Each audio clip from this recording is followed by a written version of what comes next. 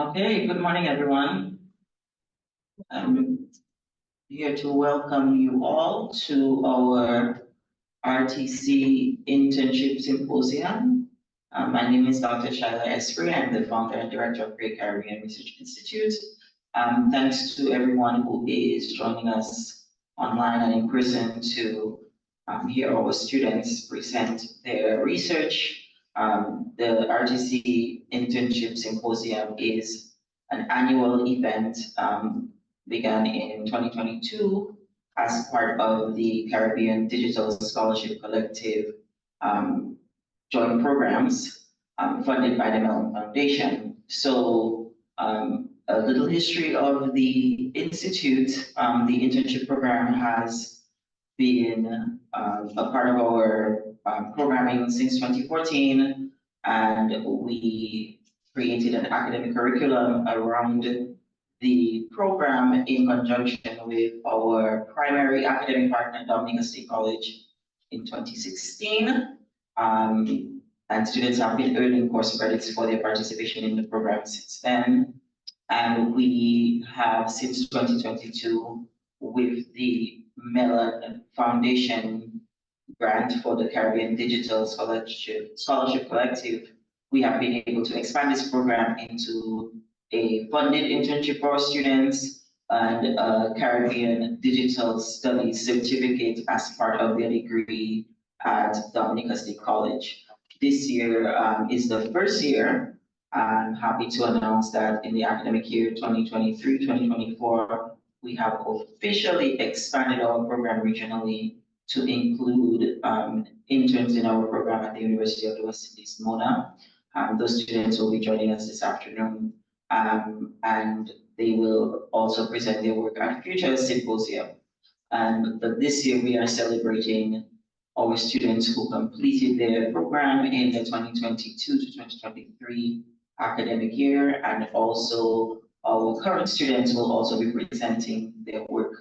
I have to say that it is January 16th, 2024, but this is actually the 2023 Symposium because, of course, the world is always throwing something at us to surprise us and make us stay agile and dexterous in our planning and our programming. So usually our internship symposium is held in June. Students present their research, we present our idea for a collaborative project that we work on, and they present their individual projects that they have completed in our coursework, either in our digital humanities research course or for the students who are completing the program in the capstone. But this past year, calendar and academic years have been delayed for a number of logistic reasons, structural reasons, systemic reasons. Primarily, the students in 2023, at the beginning of 2023, we had a very late start to our school semester at Dominica State College, about 2 months late, due to renovations on some of the buildings following our experience of Hurricane Maria. The buildings are still being repaired. And so as a result of some of that construction, the entire academic calendar was pushed back, which means our programming in Great Caribbean had to accommodate our students, their needs, and to give them a little more time to adjust to be back at school full time, because before that, they were in a blended sort of hybrid, some classes online, some classes in person. And so this was also the first semester that most students were coming back to school full time, face to face. And it was quite an adjustment for everyone involved. So part of our goal is not just to have students produce work for the sake of producing work, but to give them a full academic experience where they have breathing room to make adjustments and to serve their entire academic self. They needed time and a little more committed space to do their projects, to do their work while adjusting to their entire academic schedule, because of course they are students first. So this is one of the reasons that we are hosting this 2023 symposium at the beginning of 2024, given that we had other calendar events that we had to participate in for the rest of the year as well. I will just tell you a little bit about the requirements of the internship program. For those of you who are joining us for the first time or learning about the program for the first time, the internship is structurally a 2-year program. Most students who are at Dominica State College are completing an associate degree, which is a 2-year academic program. And for the 2 years, the students take courses in digital humanities. So they take the digital humanities foundational course. Part of the Caribbean Digital Studies Certificate asks them to take a minimum of 2 self-paced courses in various areas to strengthen the knowledge that they learn in our digital humanities course. So they currently have options to take self-paced 1-credit courses in Caribbean Studies, Introduction to GIS, digital media, and computational methods, which is the programming we use the most in our work at Great Caribbean for digital projects. So currently they take a minimum of 2 of those courses as part of this certificate. They also complete service hours with our community partners, helping our community partners to do various types of work related to digital humanities preservation, scanning, 3D modeling, all types of web development, graphic design, related to helping our community partners to use digital tools for their advocacy, whatever projects and programs they are running. And they get service credit for those for that work as well. And then the final requirement is to complete a capstone project where they take all the knowledge, skills, and tools from the program for the 2 years, and in their final semester, complete what we call a dream project of their own on any topic, not designed by me, not designed from the class, on anything that they might be interested in, using the digital tools and skills and methodologies of digital humanities that we have learned over the 2 years. Our program is a forest bias program. We ask our students to center their work in the Caribbean about their own experiences, reflecting back on history and looking forward to the future.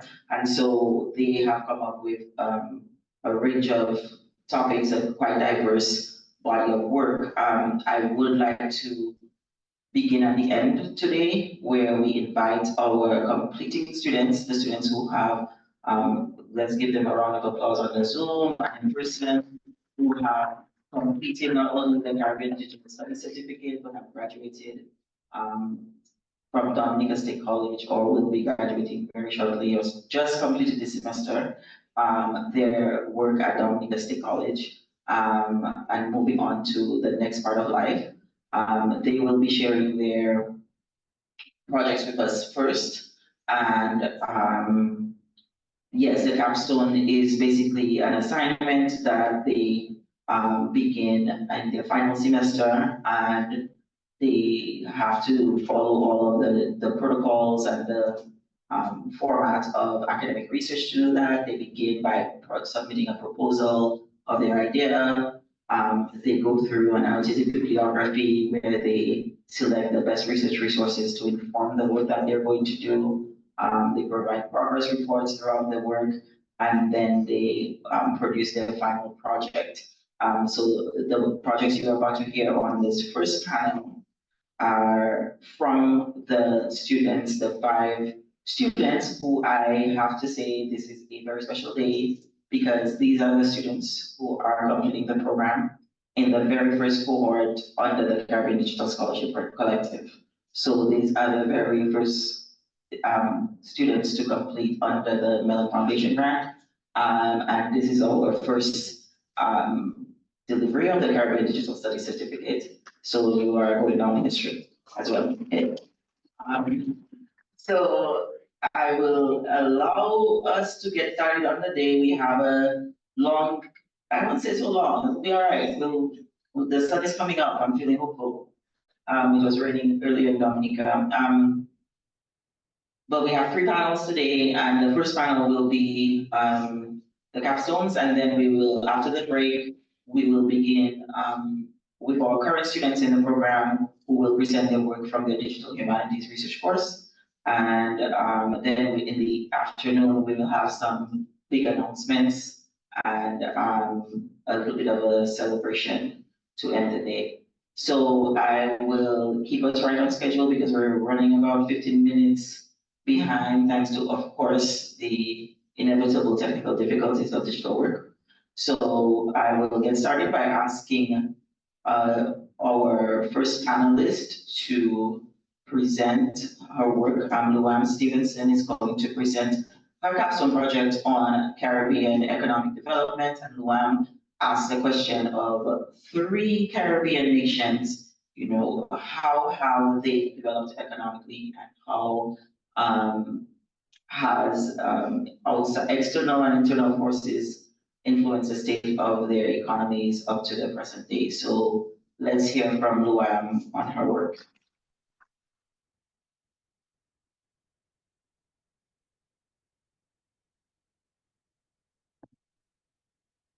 All right, good morning, everybody. My name is Luam Stevenson. I'm an alumni of the Create Caribbean Research Institute. Today, as Dr. Esprit just said, I'll be presenting to you my capstone project called Caribbean Economic Development. The inspiration for this project came from my interest in economics and also my want to know more about it. In Dominica, we have many news programs and disgruntled citizens talking about the current state of the economy, but I feel not many would know the full history of our economic development. Due to what we learn in schools, not many people have learned about it as yet. So that was my inspiration to choose Dominica. The second island I chose was Jamaica, because I've seen many videos of Jamaican citizens talking about their economic woes, as well as the knowledge that their dollar is not very competitive. So that made it an obvious point of interest for me. The project focuses on the Caribbean islands, Dominica and Jamaica, and delves into the economic recessions and economic recession periods of these islands. It does this, we have a timeline, and it goes through also in the slides, we have, I have slides on each economic recession or recession period. So in the timeline, I will have information from the formation of regional organizations like CARICOM, global recessions that cause the islands to recess. Most of these are oil related, as well as international trade laws and economic agreements that have affected these Caribbean islands. So the Loan Convention is one of them. That was an agreement between the EU and ACP countries to have duty-free travel of bananas from the ACP countries to the EU. And then we also have a section called the 1980s Financial Aid, Trade Agreements, Recessions, and Tourism. In this section, I talk about how the islands lost this agreement, as well as some other key events that happened in that period. In the slides of the recessions, I'd like to go to 2007 to 2008 in Dominica. This section talks about how, in the timeline, I have a section that has a great recession that happened in 2007 to 2009. And in Dominica, the 2007 to 2008, 2009, the recession was 2007 to 2008. However, in Dominica did not see many impacts because of this recession, because Dominica's economy was not very tied to international economic struggles at that point. It was more that it was regionally tied due to agriculture and not a focus in tourism at that time. In Jamaica, I would like to focus on the first slide. This slide talks about how Jamaica was at first, as an independent nation, flourishing with its economy, and then later had struggles. This struggle started again with a global oil recession, and then it continued on due to loaning and financial aid and the agreements that they had to follow because of those loans. But most of the wealth of this information came from a documentary called Life and It. Through the project, the reader, as you read through the slides, you'll see other issues that I point towards. So natural disasters, business and government policy, and financial aid. So some challenges I faced while creating this project was the scope, scaling it down, and how I was going to tackle my research. And I also I had 3 countries in mind, Dominica, Jamaica, and Haiti. However, due to time constraints, as well as the wealth of stress at the time period that I was doing this, as Dr. Esri said, we had a late start to school. So at that period when I was doing the research, I was also dealing with multiple other things from school as well. So I was not able to complete Haiti. So I would love for an addition to the program to be Haiti.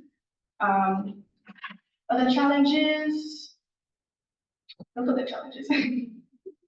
And so I think with that, I would like to end my presentation, and we can, if there's no questions, we can move on to the next presenter, Dr. Carol. Any questions from online? Questions at the end. Oh, questions at the end, sorry.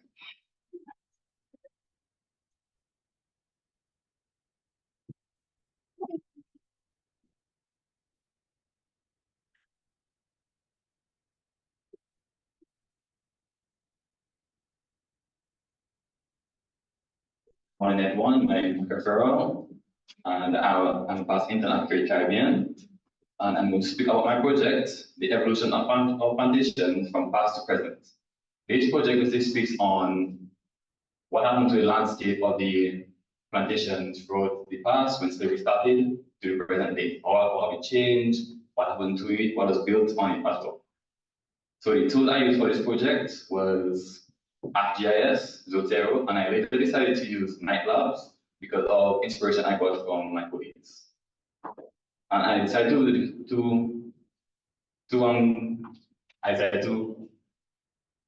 go into this project because I just like to learn about the history of different things and want to explore what happened in the plantation period and how it has evolved to this day in terms of the landscape as well. Okay. So first, I'll be going into the beginning.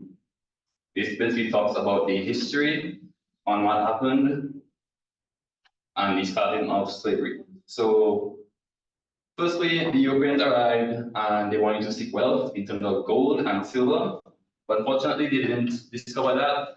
So they decided to go into cultivating different crops. But when they decided to plant tobacco, that as well didn't succeed. So they decided to import a crop called sugarcane. And luckily for them, it became a successful crop. They call it a crash crop. And it thrived even though it wasn't a native plant. So the first European settlers nearly wiped off the indigenous people. As a result, farm laborers were recruited from Europe. These were indentured servers and also convicted criminals. So as the tobacco was converted into sugarcane, they found a problem where they needed more servants, more employees, I should say. And so in their mind, they were thinking, all the way back in the 1460s, the Portuguese have used enslaved Africans to grow sugar in the Madre Island, that's in the North Atlantic Ocean. So since Africa was closer to the Caribbean and from Europe, and the climate of Africa was comparable to that of the Caribbean, many Africans were as farmers, right? And also the Europeans believed that the so-called uncultured Africans worked as farmers, were not even human. So this kind of thinking made them believe that, oh, we can just enslave the Africans. Why not? Because they're not human, so we can do what they want us. All right, and this, by the late 16th, the plantation was straight away from indentured servers and convicted criminals who enslaved Africans. Now we're going on to the emancipation period.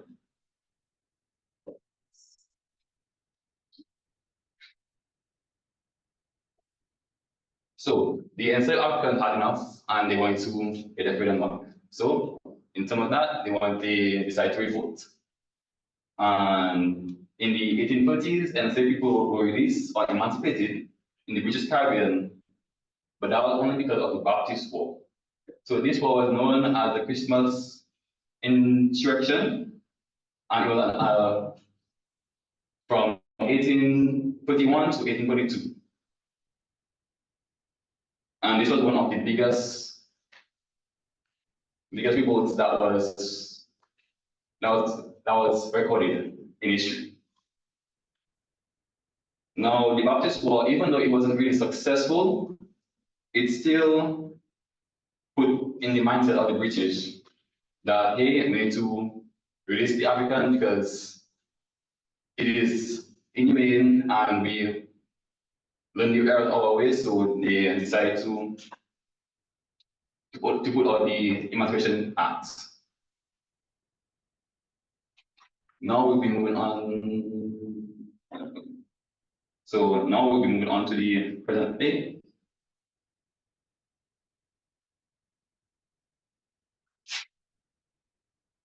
So modern art. So the way the structure has changed is that modern agricultural equipment was introduced. Historical Caribbean plantations have been converted into tourist attractions or luxury resorts. Many previous plantation lands have been subdivided and now used for small-scale agricultural section and operations. And also, the former plantation areas can be used for agroforestry, which mixes agriculture and growing of trees. So now I'll be going into the countries I research. So the countries I decided to research are Cuba, Jamaica, Haiti, St. Kitts and Nevis, and Dominica. And the reason why I decided to search up these islands is because I believe these are where slavery was the most big and happened a lot. So I'll be going into Cuba. So here you can just see a little summary of the Cuba plantations and of coffee and also sugarcane. So if you click on the link, Cuba plantations.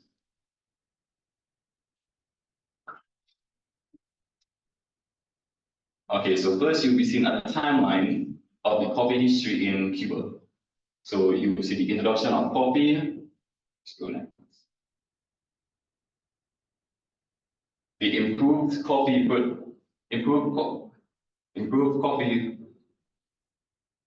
producing technologies. Next one.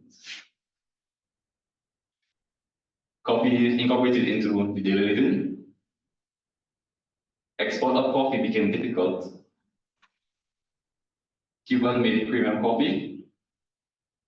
And finally, Cuba became the world's leading coffee exporter. So if you scroll down as well, oh, not there yet, scroll up. Yes, there you'll be seeing the sugar history of the plantation in Cuba as well. Now we can scroll down, and I did 2 plantations in Cuba, and these were the capital La Isabelica and the Anguilla coffee plantation. So I'll just be going briefly into the capital La Isabelica. So the capital La Isabelica in La Gran Pedra, Santiago de Cuba, is the only representative museum of French coffee plantation in Cuba declared a national monument and World Heritage Site by UNESCO.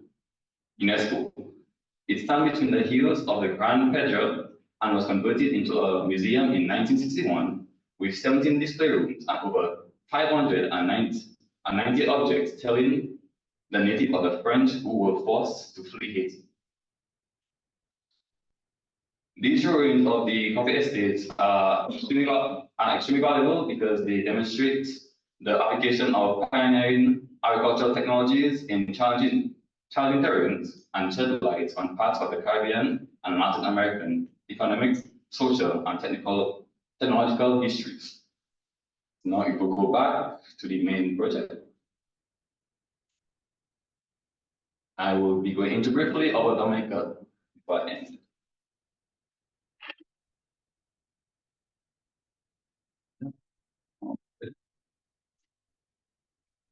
Yes, so we'll click on the link. Once again, you'll be seeing a timeline. This just explains Dominica history from the past when it was discovered by Christopher Columbus and onto the present. And for this one, for the island of Dominica, I did Boss, Barcolet.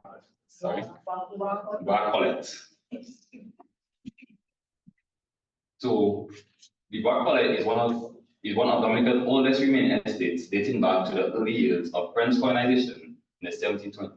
It's the greatest surviving example of plantation agriculture on the island, nestled in a valley inside an active Montbat volcanic complex with its French colonial maison mate and structures of the processing of coffee, sugar, and cocoa. So the Barcolet estate has 53 acres and is self-sufficient, providing their own food, water, and other necessities. The historic ruins of Barcolet, as well as the recently rebuilt maison, are located on 3 acres in the valley. The half-acre planted herb garden just south of the maison provides all the spices of the Barcolet cuisine.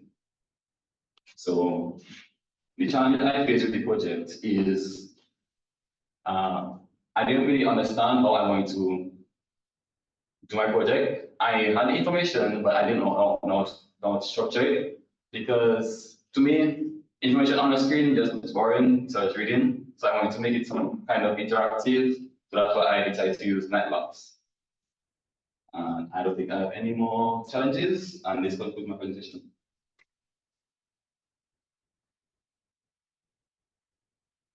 Now we can go on to Michelle Timuki.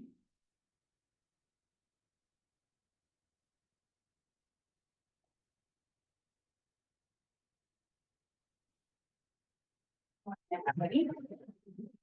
My name is Chelsea Luge, and today I'll be presenting the project called Sustainable Tourism in the OACS. Before delving into my project details, I want to express my personal motivation behind choosing this topic. For me, tourism isn't just a subject, but it is an integral part of my life. Growing up as a daughter of a tour guide, I developed a profound appreciation for the industry. And I recently pursued an associate's degree in geography and was given the opportunity to carry out an internship with the Forestry, Wildlife and Parks Division of Dominica. It deepened my connection to the industry and heightened my awareness of the need for sustainable practices. As someone deeply rooted in the world of tourism, I became increasingly concerned about what is currently being done and, more importantly, what can be done to ensure the industry's sustainable future. I interned closely under Ms. Janelle Brisbane, and I became acquainted with an inspiring initiative called the Friend of Conservation, which aims to bridge knowledge gaps within the tourism industry. Now I will share with you my current project. Tourism in the Caribbean. The Caribbean is undeniably a jewel in the world of tourism, attracting millions of visitors annually. However, like any powerful force, tourism has both positive and negative impacts on the region. Tourism allows for economic boosts, cultural exchange, preservation of cultural heritage, environmental conservation, among many others. But on the other hand, it contributes to environmental degradation, social and cultural disruption, and economic dependency.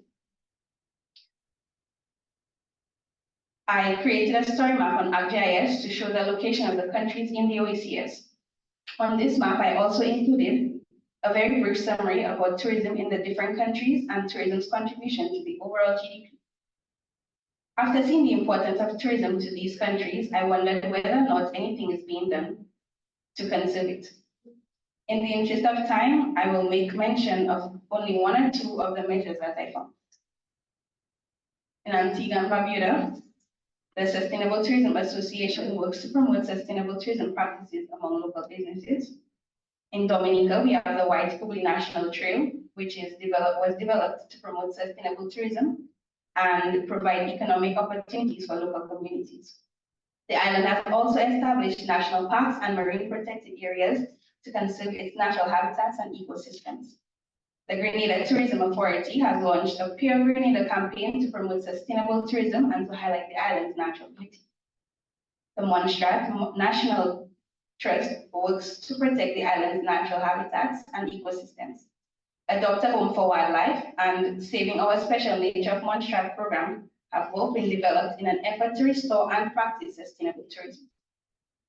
The St. Kitts and Nevis National Trust has a mission to preserve and promote the natural, historical, and ecological heritage of the island. They have organized coral reef conservation initiatives, beach cleanups, and many more, and tourism stakeholders have taken part in these activities. The St. Lucia National Trust works to conserve the management of Pigeon Island, which is a national landmark, the Maria Island Nature Reserve, and the Mon Pavilion Nature Reserve, among many others. And tours that are carried out in these areas are organized to raise awareness of the wonders of nature, and they have special rules that the visitors must follow.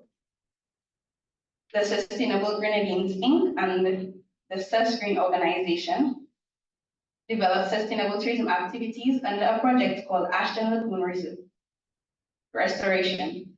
And the main focus of tourism and development in St. Vincent and the Grenadines is sustainable tourism.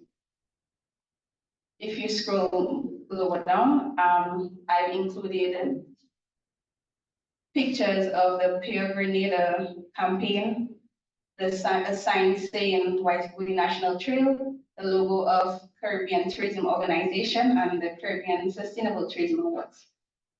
The Caribbean Tourism Organization, CTO, was founded in 1989 and represents 24 member countries.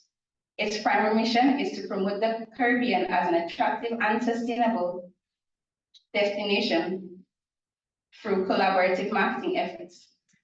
The CTO also focuses on research and advocacy for sustainable tourism practices and building resilience in the tourism sector.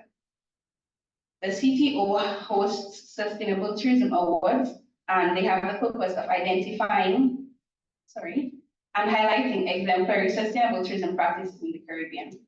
These awards acknowledge the efforts of individuals, groups, organizations, or companies in the Caribbean Tourism Organization that have created responsible tourism products or are actively involved in implementing initiatives aligned with sustainable tourism principles. And in recent years, OECS countries such as Grenada and Dominica have won awards in the different categories in the Sustainable Tourism Awards. Sustainability in the future. I wanted to figure out what benefits the islands are gaining and can gain as a result of practicing sustainable tourism. However, because of time, I will only make mention of a few general benefits, but benefits specific to the different countries can be found in my project. Some general benefits include preserving natural beauty, preserving marine environments, protection of coral reefs, conserving natural and cultural heritage sites, and an overall boost to the economy. As many of us know, Dominica is actively trying to become the first climate resilient destination, and practicing sustainable tourism is one of the key ways to help us reach that goal. For the completion of my project, I utilized various sources. However, there are 3 books that I found significantly informative that can be found on my Twine site.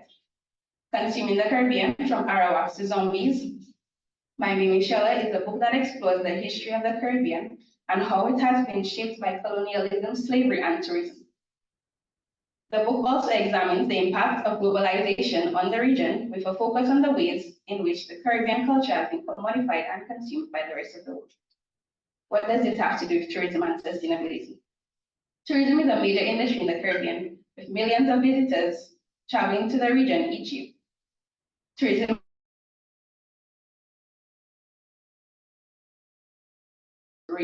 that she raises concern about in the book is environmental degradation. Okay, sorry about that. I'll start back on my foot. Managing crisis in tourism resilience strategies from the Caribbean is a collection of essays by different authors that explores the challenges and opportunities in implementing sustainable tourism practices in the Caribbean. The authors suggest that sustainable tourism requires a collaborative and participatory different perspectives and resources are put together. Challenges. I didn't encounter any challenges. However, I wasn't able to find recent years when looking for tourism's contribution to each Caribbean country's GDP. However, I assume that this was as a result of COVID-19 and the fact that the tourism industry was almost at a standstill. In conclusion, sustainable tourism is a necessity for the Caribbean's long-term viability.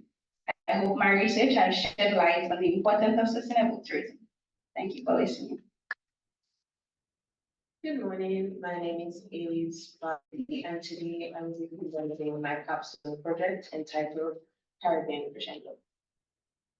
Growing up in the Caribbean, I have always been surrounded by music, be it listening to music on the bus or my parents cleaning playlists on a Saturday morning. So I have always had a deep love for music, and in the recent year, due to my sister enlightening me, I decided to turn this love towards Caribbean genres and focus more on these genres. And this led me to a thirst for knowledge on this concept, and what better way to do it than in the form of this project. In this project, I have simply a sample of Caribbean genres. I have 15 of them right now in terms of the genres, and there is a timeline that contains instruments as well. This is simply a small drop in the bucket in terms of Caribbean genres. In my research, I found upwards of 30 genres, and which I have linked lower on later in this project, sorry.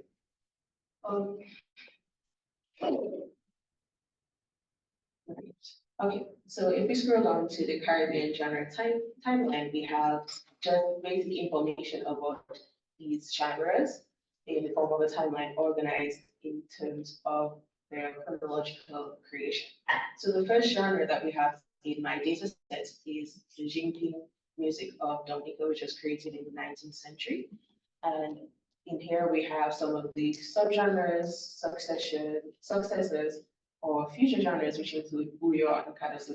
We also have an example of this genre. Now we can scroll down into the main section of my data, which is where I go a little more in depth of the different genres. So we'll be looking at bouillon today.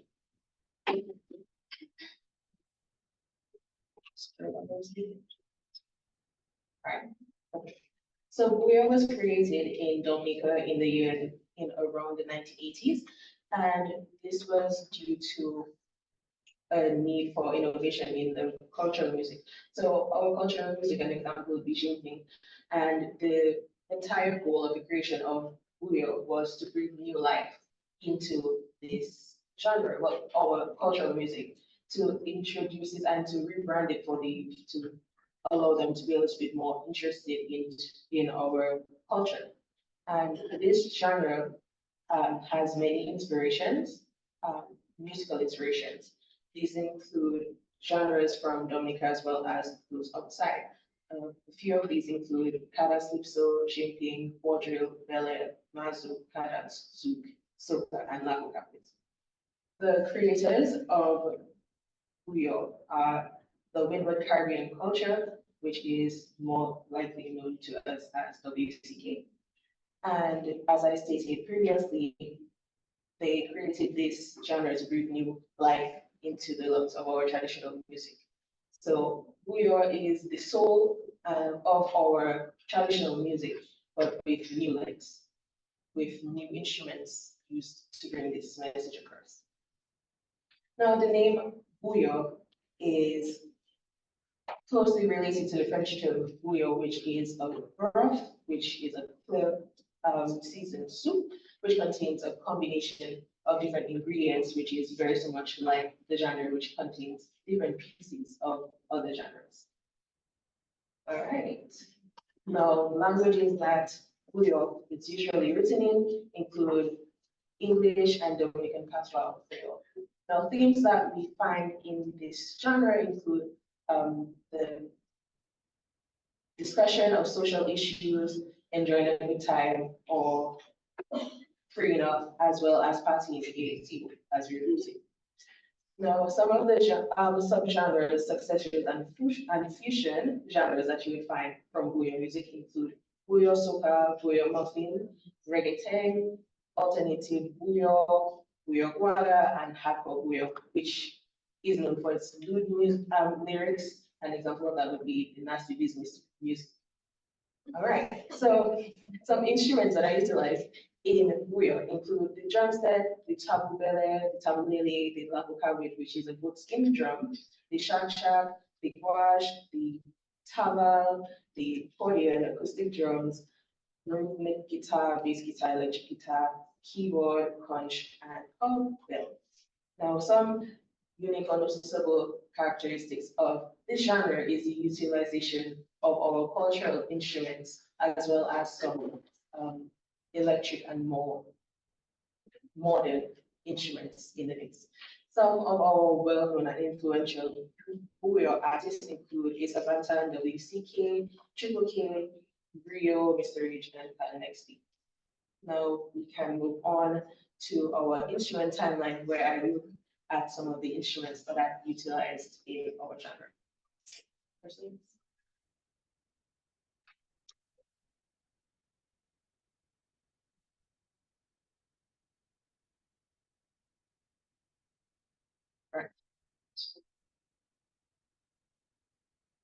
All right, so this is a button that was above a little bit is linked to all of the genres that I found. You can go through that in your free time, but right now we're going to look at the instrument timeline, mainly the first one that I found, which is the maracas, also known as the shak or the chak, which was created in Chile at around 500 BC.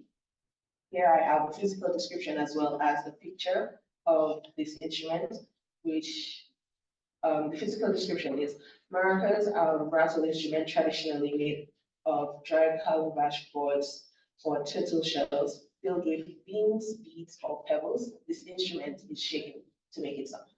Now, the group of people who introduced this instrument to the Caribbean are the Spanish settlers in around the 13th century. Some of the genres that I utilize this instrument include jimping, para, bachata, and griot. Now, with each of the instruments in this timeline, I have included a link on YouTube that has a short, some of them are not that short, to be very honest, clip where this instrument is being played. Now we can scroll past this to the conclusion. Now, throughout the creation of this project, I came to a conclusion that when people refer to the Caribbean as a melting pot, they don't only refer to it in terms of our culture and our ethnicity. They also refer to it in terms of our genres, because each genre in the Caribbean has its own music spice. Each different one has something that makes it stand out among the rest. Another thing that I realized is that there is an evolution of music going on. We are moving a little bit away from our traditional instruments more towards electric instruments and synthesizers, which is not necessarily a bad thing. It's just giving it a little bit more standing. It's learning new capabilities. Now, in terms of challenges for this project, those of you who were here last year would have maybe remembered my fiasco with my laptop. Sadly, these problems progressed. So my laptop, I was battling with a charging problem, because it was not retaining power, as well as a sticky backspace, which would flood anything that I'm typing in a sea of backspaces. Sometimes even freezing because it kind of keep up with the amount of backspaces inside. Now, to combat this, what did I do? I utilized my phone and my tablet to collect my data and document it. And then I was allowed to use my sister's laptop, which helped me a lot. And then later on in the summer, I was privileged enough to be able to use a laptop at cricket. And then finally, I got my new laptop, which ceased all laptop problems. Another challenge that I encountered was getting lost in information, because due to the amount of genres there is a lot of information that I could collect, and at times it's also difficult to tell myself new, and it's time to stop and reel myself back in. I found myself making a playlist, which would not be included in the project, but if I had to create a playlist for each and every genre, trust me, we will not be here today. Another problem that I encountered is the documentation of lack of proper documentation of the movement of instruments into the Caribbean, as well as when it happened, especially in terms of more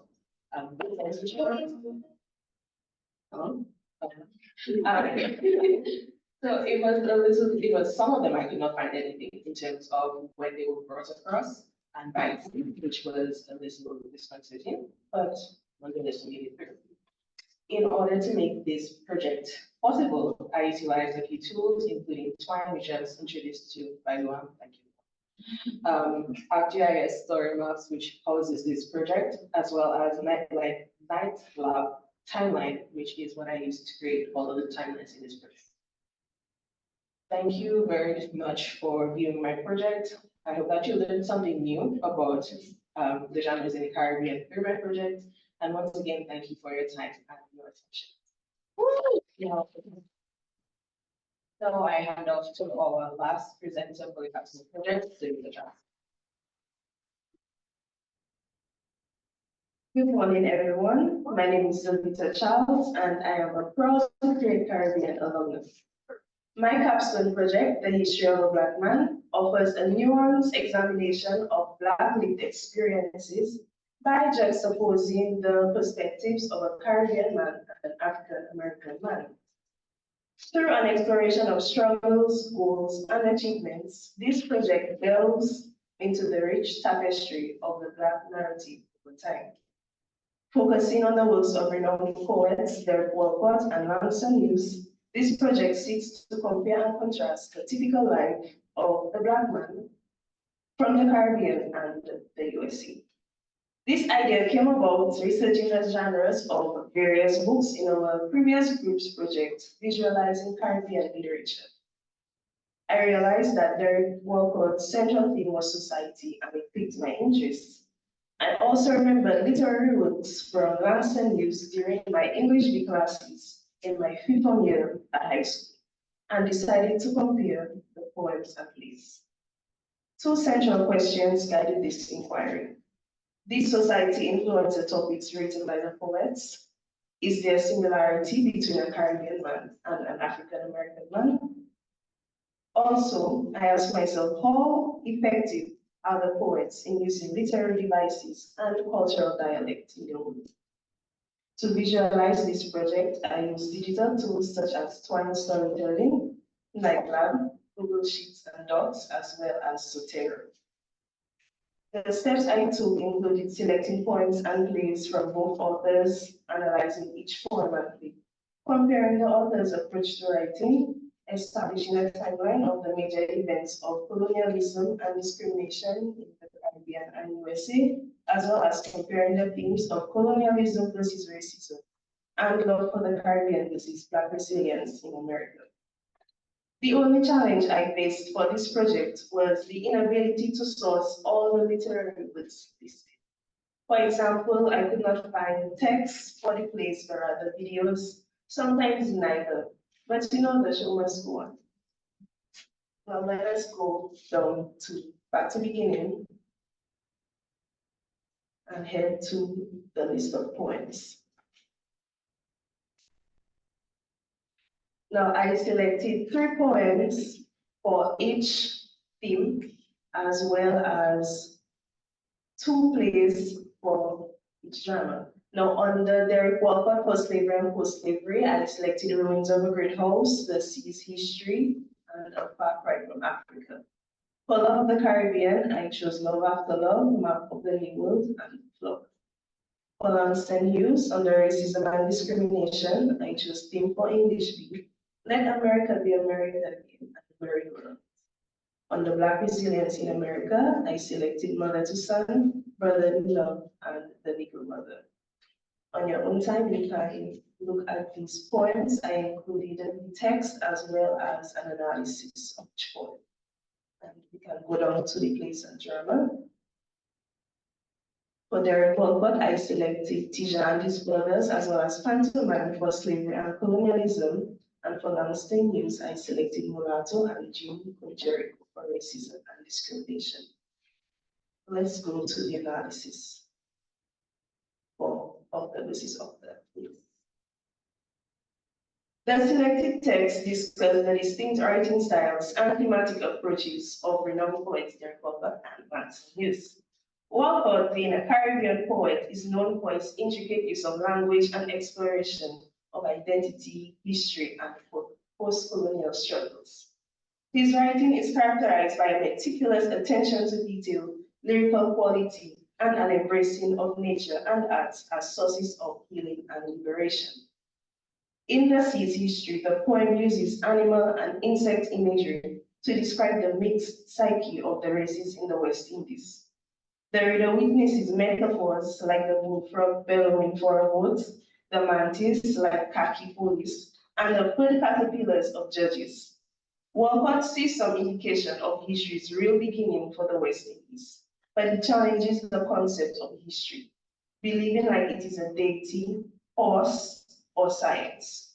He aims to break with the tradition of the English language and literature to invest his diction with the blood of his tribe and challenge traditional definitions and knowledge of history. On the other hand, Hughes, an African-American poet, is recognized for his simplicity and accessibility in capturing the everyday experiences and struggles of African Americans. His poetry reflects a commitment to representing the voices of his community, often celebrating their resilience and strength while addressing themes of racial inequality and freedom. In Theme for English B, the speaker presents an assignment to write a page, describing his life as a young Black man born in Winston-Salem, North Carolina. He is the only colored student in his class, making him question his ability to write. The speaker compares his life with that of his classmates, who are similar in various ways, such as reading, learning, and understanding life. He is not that different from others, but he's different in one important way. His page will not be white. The speaker learns from his white instructor and suggests that they may learn from him as well, even though they are older and white. Despite their differences, both poets have made significant contributions to the literary landscape through their unique perspectives and artistry. Now let us move to region versus region.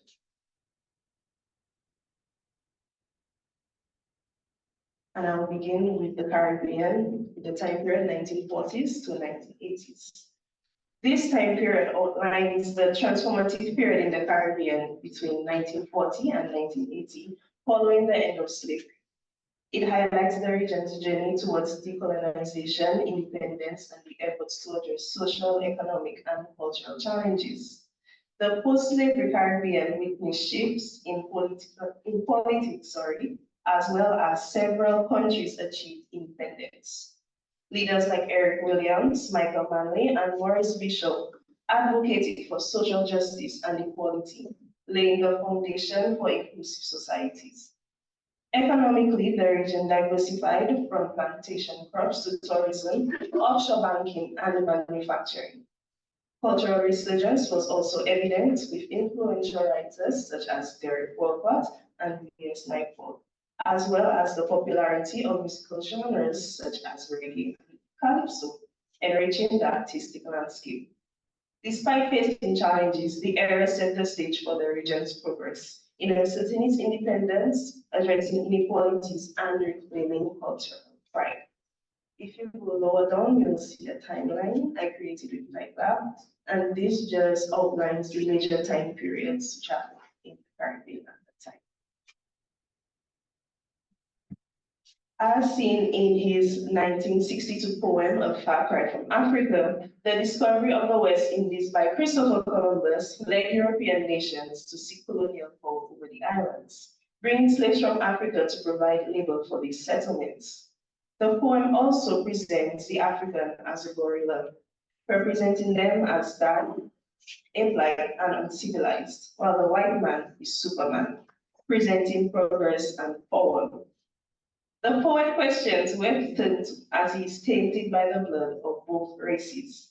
The speaker finds it difficult to choose between this Africa and the English language, as the English language has become a vital part of their self. The poet's identity stems from a flow of history and events that have taken his past and given him his future, and he kind of retaliates without suffering an immense loss in the future. Now let us move down to middle of America. Let's go. Can stay there.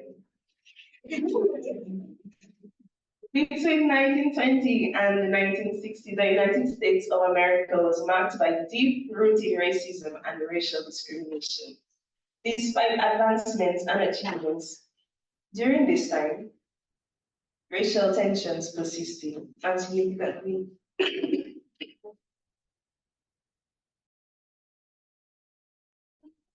my apologies.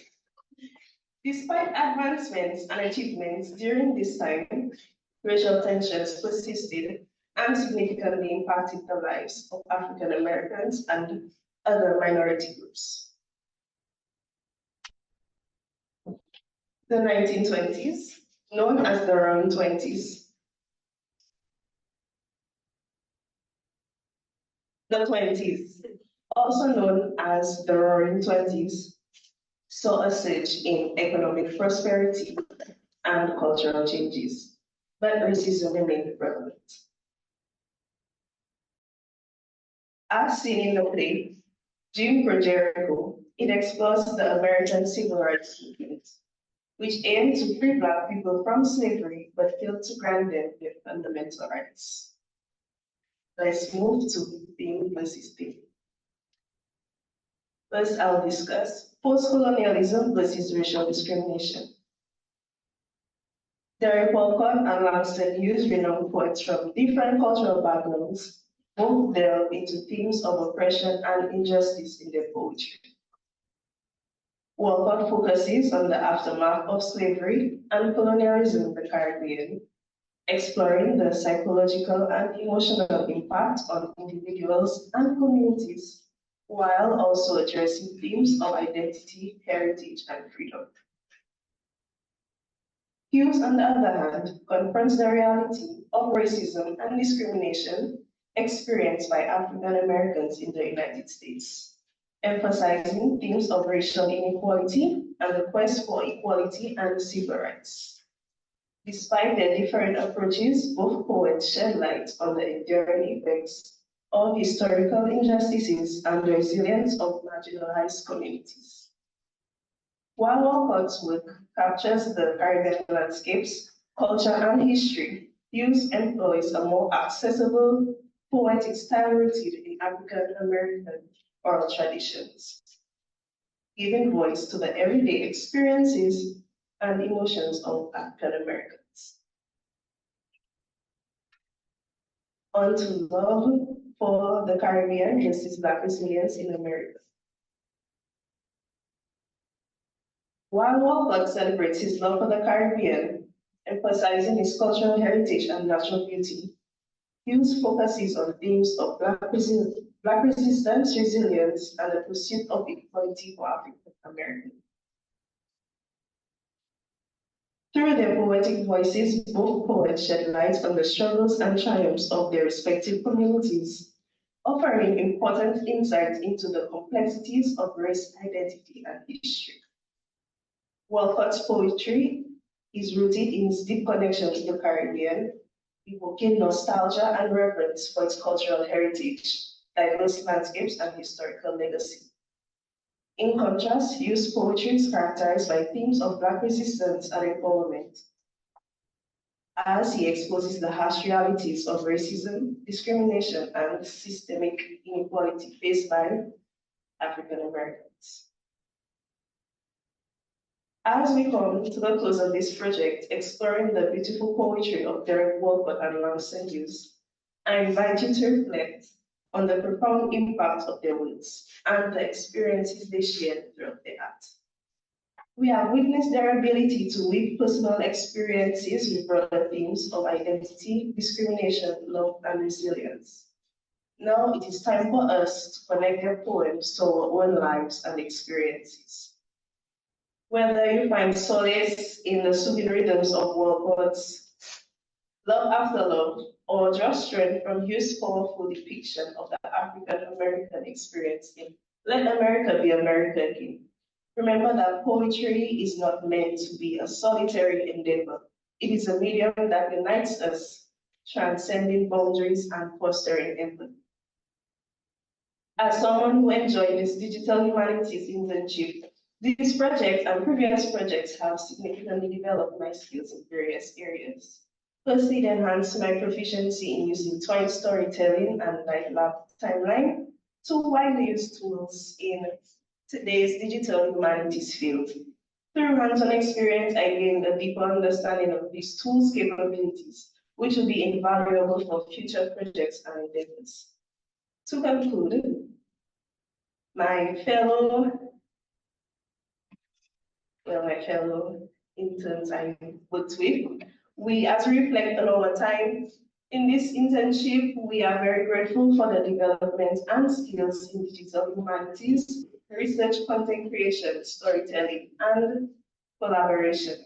These skills will undoubtedly shape our future endeavors and inspire a continued passion for utilizing technology to unearth the stories of the past and help reveal the stories of the future. Thank you.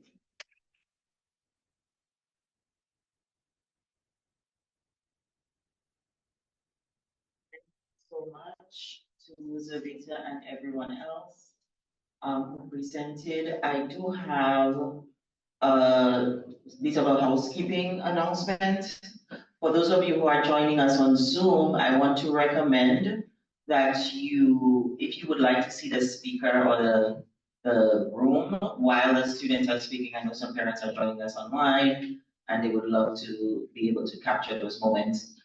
You can choose on your Zoom options to have a side-by-side view with the speaker screen when the screen is being shared. The students would like to have their presentation shared so they can follow along for their actual panel presentations. So they have their projects shared on the screen, and we also want you to experience the projects. I have posted a link in the chat, and I will keep reposting it throughout the day with the students' individual projects for you to follow along, and you can see those projects one by one. They're linked on the Symposium page, so you, as they present, you can click on their individual projects and follow along. But if you would like to see their faces while they present, or as best as we can do, because we have a camera switch in this room. We have one disabled camera, so we are doing our best to make them visible to you. You can use your Zoom options. I think it's the more button. If somebody would direct me. No, not this time. Not on the screen. It's like for the view. I believe it's this, so you can do this. Okay, so you go to the window displays and you can choose to change the view. Change it back now.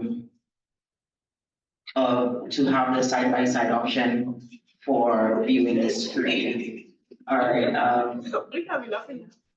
We will get it back. At this time, I want to see if we have any questions from our guests online, or any questions from in the room for any of our panelists. Before we continue, I have some questions. Oh, I found the place for those of you on Zoom. In the black screen, there is a button in the top right of your Zoom box same view, and you can change the view to side by side, speaker, side by side gallery, and standard. So that's the button that you press to get the side by side speaker view.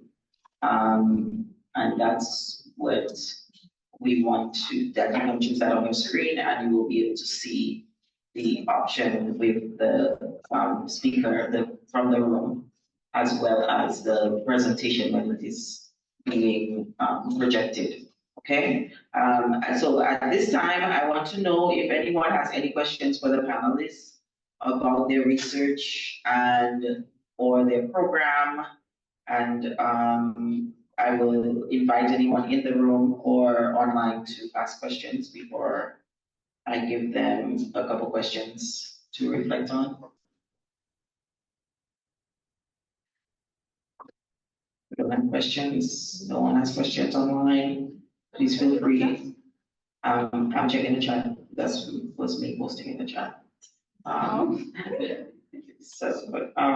Any questions from the chat at this time?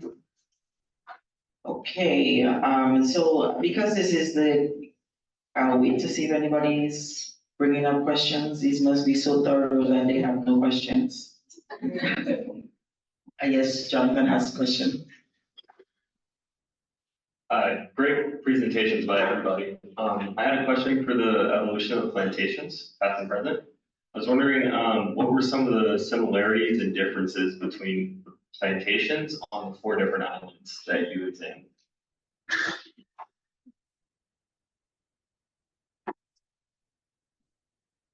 Okay, so some of the similarities I discovered was that in the past, the state was treated the same way, and in the present, where many different plantations either was left to ruin, or they were also able to reimburse them in either preserving them, their historical benefits, and all that. No differences, no unique things. And the differences in some of them, where they were able to design them in different ways for the tourist sector, where some tourists were able to get a hands-on experience on how the slaves were planting and different activities and techniques they were using to plant the sugarcane, tobacco, coffee, and all that. Where was that, Cuba? Yes. Thank you. Very interesting that you said slaves were treated the same way everywhere. That's, I think we can agree. Okay, so I'm looking to see one more time if we have questions. We are now coming right back to being on schedule for the day. We have a few more minutes, but I want, for my benefit, to ask the entire panel to answer a question. Less about this particular project, but in general about your time at Great Caribbean. What is one thing that changed for you during your time there, either academically or personally, based on your academic work, the project work, your community partnerships? What is one thing that transformed in you or for you during your time in this program? So I don't know who wants to start. So we'll start if the rest of you time to think. Well, this internship will, as I said in my presentation, it helped me with my researching skills because I was a STEM major in college. I was doing both biology and geography. So I had a lot of assignments and I had a lot of essays to do, and I needed a lot of resources for those essays. And my time at Great Caribbean really taught me how to be intricate in my researching and also attention to detail. It also helped me explaining, although this is digital humanities and for biology, they would more expect a scientific explanation, but I still included the digital humanities standpoint, and it helped. So just putting that out there, if you want to, you have an essay to do, you can always put in digital humanities. That's always a good standpoint because it always shows that you have a wider knowledge in what you're researching, and it also shows that you know your work, you know what to do. So yeah. For me, during my stay at Great Caribbean, few things that changed or improved would be my speaking skills. I'm a very shy person when it comes to interacting with people that I don't know. And this program has helped me develop my skills of communicating with others. Also, through my community partner work, I was exposed to scanning, which is amazing. I love scanning. And it allowed me to, as I'm scanning, learn new things about different topics that would have been in what I was scanning. Also, in terms of academically, I believe that the projects and the assignments that I would have completed in college, you can see them actually become better because I learned how to actually search up things properly instead of just typing in on Google just like one thing and expecting all the information to be there. So I've learned how to phrase my searches and how to look those bit more in depth instead of it just being surface area. Also, in terms of my hobbies, I read a lot, and through digital humanities and Great Caribbean, I've actually enjoyed reading academic pieces of book, not just fiction, which was a very interesting too, because I in high school did not really enjoy reading a lot in terms of like schoolwork, but that was a welcome change. So that's it for me. Thank you. I would say that my time at Great Caribbean has helped me improve my time management skills because sometimes there'd be a lot of different things that we needed to complete, and I get overwhelmed with the amount, but I think that I've learned to better manage everything and like that. Also, my research skills. I've learned a lot of different tools that I can use to research and different ways that I can present my research. I found that very useful. For me, two major things that have changed is one, in meeting how much new people, interacting with them, learning their personality, and also forming connections. And in terms of academically, I learned about the different tools that was used in digital humanities, where I learned Twine, ArcGIS, NightLab, and many other tools which I never even knew about before, and they are very fun to use, especially Twine, which I enjoyed to work with on my first project. For me, my time at Great Caribbean has taught me a lot, and as I'm writing productively current interns, I would like to encourage you all to take in all of the opportunities and all of the resources that you are given, and all of the time and freedom as well. So you're given a lot of time and freedom to do research on things that are interesting to you. You get kind of a leniency to do these things and to learn, right? And not have to like be like, oh my God, I'm gonna like fail if I don't do this, you know?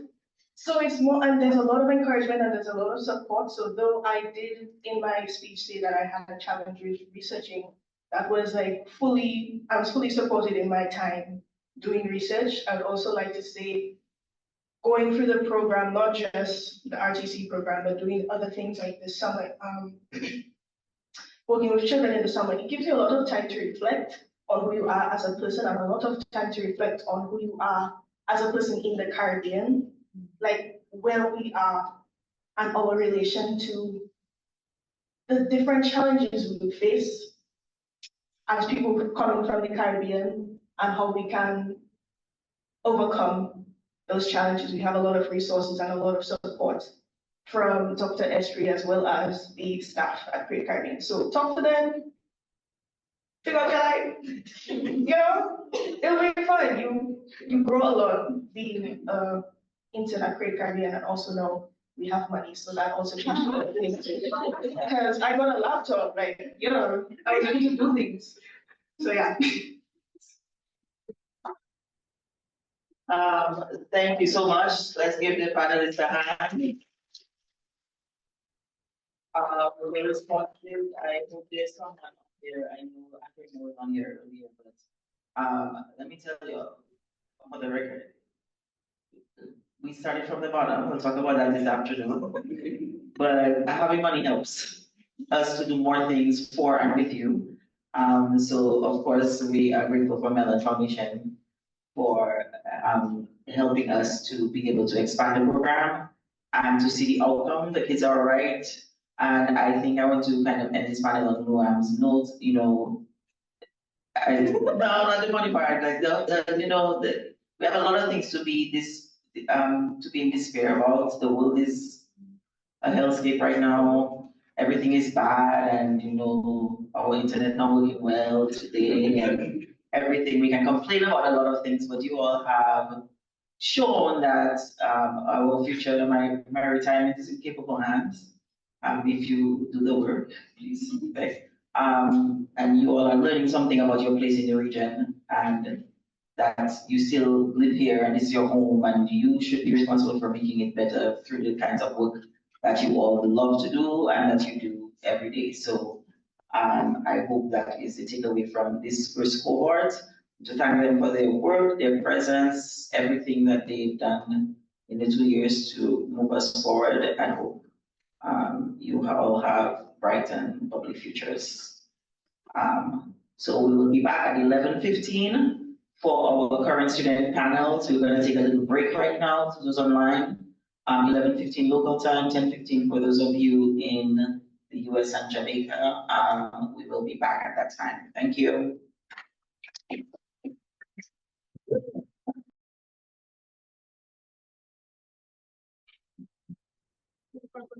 All right, everyone, we are back. Everyone online, we're coming back. Remember that you can click on the view icon top right of your screen if you're on Zoom to see the speaker while you look at the presentation. For those of you who would like to get a closer view of the speaker, we have a camera limitation in the room, so we are doing our best with that. As you go, there's a link in the chat. We will post the link in the chat. As you go through the presentations, as the students present, you can click on their names to go directly to their projects so you can follow along while they speak, or you can check them out later on your time if you want to go into more depth in each project. So you have a link there to all of the projects. So we are starting our presentation of our current students in the program. Like I said, because this is the 2023 symposium that we are having a little bit delayed, the projects that you will be hearing for this, for the rest of the day, are coming from the students who joined the program in 2022, and they are completed this project during the 2022-2023 academic year. They will be working on a collaborative project, which we will discuss later in the day, or they have been working on a collaborative project. And so let me tell you a little bit about the format for the presentations of our current students.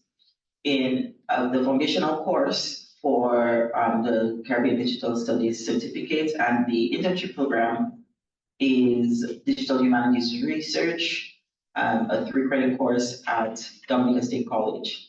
In that course, the students spend a year learning the theories, methodologies, debates in digital humanities, usually doing that during the first semester, and then the second semester, working on project development. Usually for the course usually serves as the cornerstone of our institute's project for the year.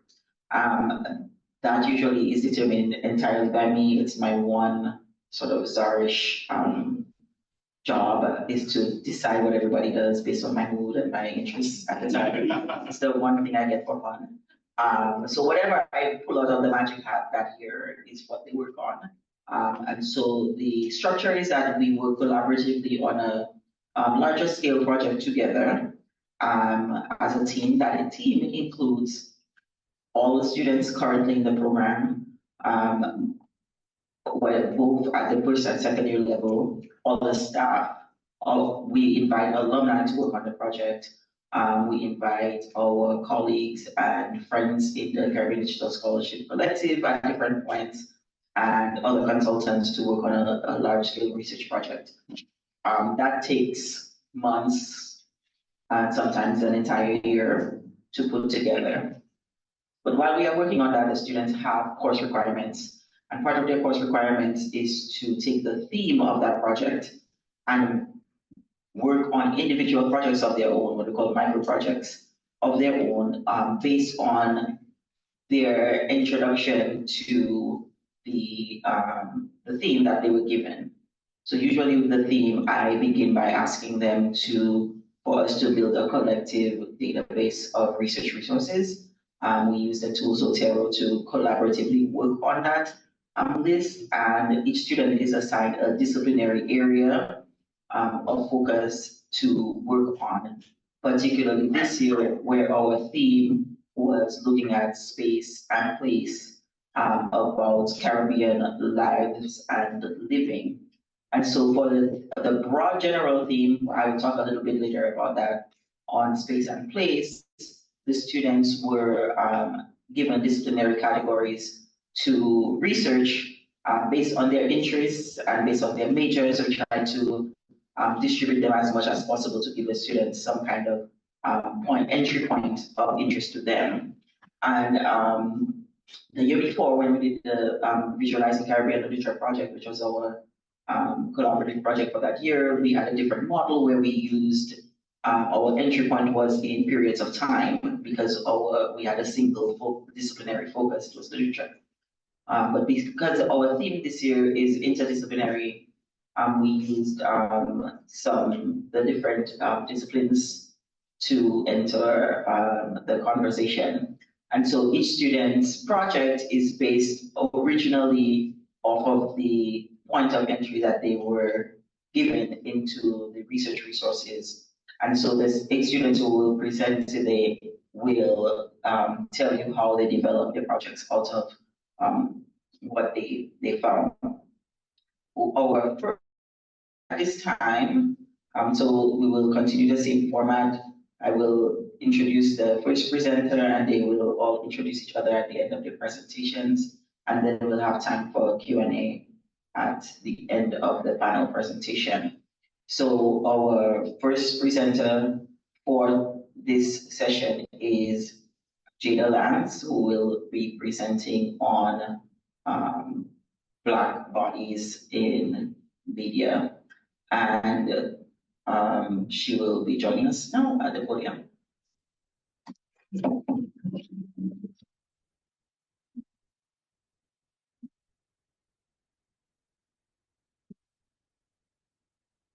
Good morning, everyone. My name is Jada Lance. I'm a second-year intern at Create Caribbean. Thank you all for gathering here today to share in the finale of a project that holds personal significance to me. It reflects the personal struggles I have faced due to societal perceptions of body image and the sexualization of women. When I embarked on this research journey, I chose a topic that not only intrigued me academically, but one that resonates deeply with my own life experiences. In my formative years, owing to the perception of my body as a sexual object and a sign of temptation, I was consistently advised against wearing leggings, jean shorts, or any clothing item that might expose my posterior and lower body. Meanwhile, kids my age were rocking cute items from children's place, and I was stuck in mom jeans. Now, mind you, those jeans, they were still from children's place. But at the end of the day, mom jeans is mom jeans, regardless. The imposition of these restrictions extended to social activities. I don't know Susie's parents. I don't know her dad. Who knows if she's got brothers or uncles? That line kept me missing out on sleepovers and what I thought was a bigger part of my childhood at the moment. As an only child of two busy parents, my early years were marked by loneliness. I lacked neighborhood friends and predominantly spent most of my time with my grandmother. This curtailed socialization and imposition of restrictive measures due to my concerns about my safety further isolated me, contributing to the development of social anxiety. I struggled to embrace my true self outside the confines of my home, and body insecurities and limitations and clothing choices persisted, and only recently did I muster the courage to purchase swimwear. The discomfort with my parents was exacerbated by unsolicited remarks about my tooth gap or space day from adults during my adolescence. While I acknowledge the well-intentioned motives behind the directives from my elders in my household, the result of isolation, social anxiety, and body insecurities had lasting effects on my personal development. Looking back, I attribute all these experiences to historical colonialism and slavery, which is still affecting us generations later. So when Dr. Esprit gave the green light for this project, I knew exactly what I wanted to talk about. It's about Caribbean women and how our bodies are portrayed in literature and media. It's a journey from my personal struggles to the bigger picture of society. To truly understand the representations we encounter today, we must begin with the colonial era, where Caribbean women were objectified and exoticized through the colonial days. Think back to Sarah Batman, a woman from the Khoi Khoi ethnic group, exhibited in Europe during the 18th and 19th centuries as the Hottentot Venus, to the repatriation of her remains in 2002. Her tragic tale echoes the racial and cultural imperialism of that time, reminding us of the ongoing battle against racism and the imperative to address historical injustices. Early portrayals of Caribbean women in American literature and media were rife with exoticism, and hypersexuality. Figures like Rachel Gringo Pauldry became symbols of these stereotypes, reinforcing colonial fantasies and power imbalances. The Jezebel and Sophia archetypes, falsely depicting Black women as promiscuous, angry, and emasculating, have lasting consequences, fostering discrimination, harassment, and violence. Efforts to promote diverse and accurate representations aim to counteract these harmful stereotypes and highlight Black women's intelligence, talent, and achievements beyond their physical appearance. Tishabala's self-art, exemplified in exhibitions like Cottonmouth, provides a contemporary lens on the hypersexualization of Black women in media. Her work challenges traditional portrayals, offering a unique perspective that blends celebration, festival, and most importantly, what we call Black joy.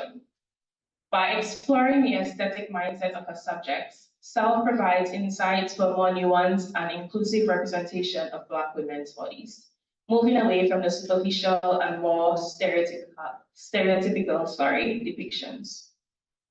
The literary and media influence map illuminates the geographical nexus of the influential American literature and media content shaping representations of such bodies. New York City, a media epicenter, propagates diverse voices, while Miami, with its Caribbean diaspora, amplifies Caribbean cultural themes. Hollywood in Los Angeles, though not Caribbean focused, still contributes to global perceptions. Chicago, Boston, New Orleans, Brooklyn, Washington, D.C., and Atlanta each harbor unique cultural expressions. By mapping these locations, we discern the interconnected web of media production centers and cultural impact, offering insights into the origins and dissemination of representations. In recent years, there has been a noticeable shift towards more authentic and multifaceted representations of Caribbean women's bodies. The shift is evident in various forms of artistic expression, including literature, arts, and media projects. In contemporary literature, authors such as Edwidge Dantipat have played a crucial role in challenging stereotypes and providing nuanced portrayals of Caribbean women. Her work highlights the complex experiences of Caribbean women, spotlighting their agency, intellect, and diverse body types. By exploring the intricacies of identity and culture, these authors contribute to a more authentic narrative. Artists like Ebony G. Patterson bring a unique perspective to the conversation. Through her art, Patterson challenges traditional portrayals and offers a more nuanced representation of Black bodies. Her work becomes a form of activism, pushing against superficial and stereotypical depictions, and instead celebrating the complexity and richness of Caribbean women's experiences. Filmmakers and creators are increasingly moving away from superficial and stereotypical portrayals of Caribbean women's bodies. Contemporary films and media projects explore their stories in a more nuanced and inclusive manner. This shift signifies a growing awareness of the need for diverse and authentic narratives that reflect the realities of Caribbean women's lives.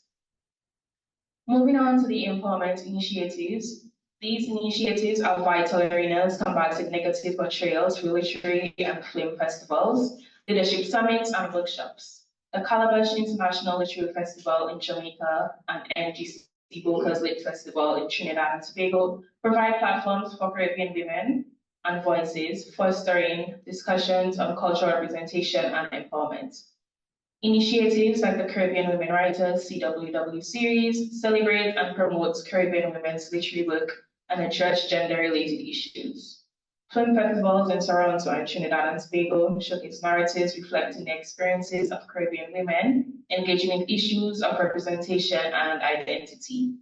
The Caribbean Women in Leadership Summit, while not exclusively literature, spotlights empowerment, adding a crucial dimension to the ongoing narrative reshaping efforts.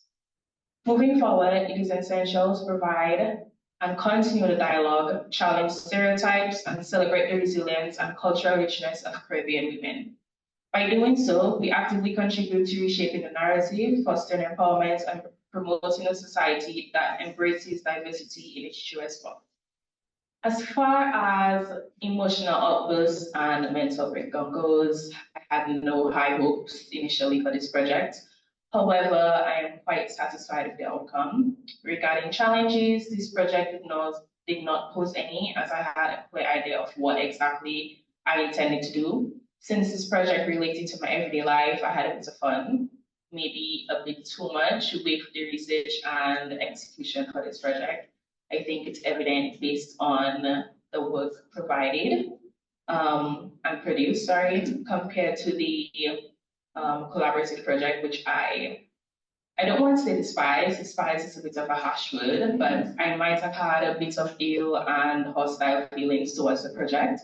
But nonetheless, I truly enjoyed this one, and I do hope that you guys enjoy looking through it just as much as I do.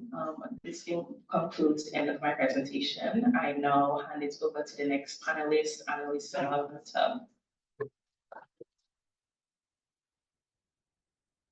Pleasant morning to everyone. I am Annalisa Hunter, a second-year intern at the Great Caribbean. English writer and philosopher John Ruskin once said, and I quote, "Our duty is to preserve what the past has had to say for itself, and to say for ourselves what shall be true for the future." End quote. This quote aligns greatly with my individual intern project entitled Preserving the Palette of the Past. The main focus of my project is to deal with art forms in the Caribbean and the preservation of cultural heritage through artistic expressions. One of this project aims is to explore the profound impact of art in promoting and preserving the cultural heritage of the Caribbean. Via the platform of this project, it is my hope to present to everyone the role that artists play with regards to the preservation of the true spirit of the Caribbean and ensuring that this legacy continues for the next generations to come. The islands I chose to have my project centered on are Dominica and Trinidad. I decided to highlight some of the art in Dominica and the ways the artists are using it to preserve Caribbean history, because it is my home island. I chose Trinidad because while doing my research, there came a lot of art and involvement of art in Trinidad. Since I was aware of the importance of the arts of these islands, I was curious to see how they might help to preserve Caribbean history. Upon selecting my thesis topic, I considered the keyword history, more specifically Caribbean history. When we're given the opportunity to choose the words that we would use to research, I chose history. This is because in high school, this was one of my favorite subjects, especially due to the fact that it shows our past, present, and future. I began researching documents regarding the preservation of Caribbean history. I chose the word preservation because my dad works at the Ministry of Environment, and he always discusses the preservation of our environment. And the idea came to me, especially since my word was history, and how is Caribbean history preserved. I'm very passionate about the arts, especially due to the fact that I have been a member of multiple artistic groups throughout my short lifetime. I came across one article discussing the preservation of Caribbean history by art, and then bam, it's like a light bulb came on in my head, and I decided to continue through this process. I therefore had the notion that my topic should be centered around the artistic preservation of Caribbean history. The name Preserving the Parts of the Past came to me throughout my research, and it felt like the perfect choice for a name of a project of this entity. So let's go to our first country, Dominica. In Dominica, I chose to discuss two types of art form, the carnival, specifically the creation of canoes, and Etienne, an artist of Dominica. You can open Etienne. Etienne, of blessed memory, was a renowned Dominican artist. He created an innovative style of art called flambeau, using a mixture of paint, soot, and ash. Etienne was a prolific painter whose artwork was displayed in many countries throughout the world, such as Europe, numerous Caribbean islands, and the United States. Today, we are privileged to have some of his artwork displayed here. Let us draw our attention to the painting of the three ships. This painting displays the three ships of Christopher Columbus, the ships, the Lina, the Pinta, and the Santa Maria. Earl Etienne used his method of flambeau to create this painting, as you can see with the dark spots around the ship. The sea is red, depicting the bloodshed which came from this period of time, where Christopher Columbus and the Spaniards ruled the Caribbean region. We can go to Trinidad now.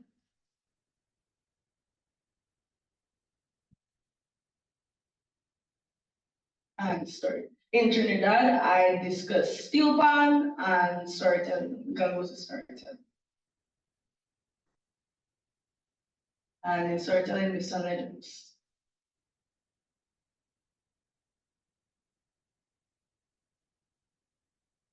Storytelling is an important tradition of the Caribbean region. We are known for our numerous stories and folklore. Today, for this section of Trinidad and Tobago, we'll focus on the folklore. I have a list of folklore in this section, which you can explore for yourselves when you're enjoying the project. I will discuss one piece of folklore today. Scroll on to larger place.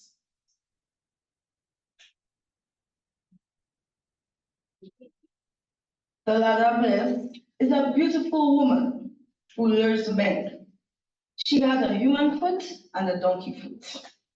She would go to parties and flirt with different men, and she would specifically attract terrible men, criminals, drug dealers, and the likes. Then she would attract them to the forest. In the forest, she would reveal her donkey foot to them. Some of the men, she would kill them. Others, she would put them in trees. This variation specifies based on island, because some islands would say that the men would wake up in the trees the next morning with no recollection of what happened the night before. My project took a while for me to properly conceptualize, because at the beginning, I was playing with the idea of preservation of historical buildings. However, this topic clearly did not suit me. I was not enjoying doing the research for that specific topic. Another issue I had was choosing which aspects of the Caribbean art that I would mainly focus on, since as the Caribbean is a melting pot, we have a wide variety of art all throughout the region. This is due to the fact that the two islands specifically as well, they have a lot of different types of art forms. For example, in Dominica, we're going to focus on dance, on music, and in Trinidad, the same as well. After I finally figured out my art forms, I was good to go. After completing the project, however, my next issue was with design. Because although that I had all my information and my everything laid out, it was not necessarily aesthetically pleasing.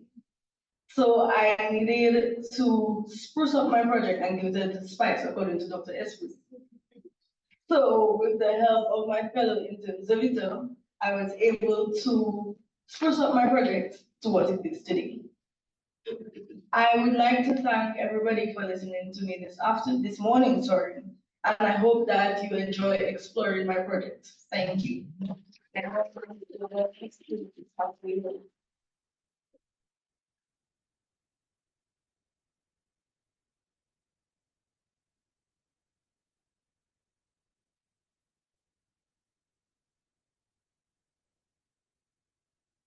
Good morning, everyone.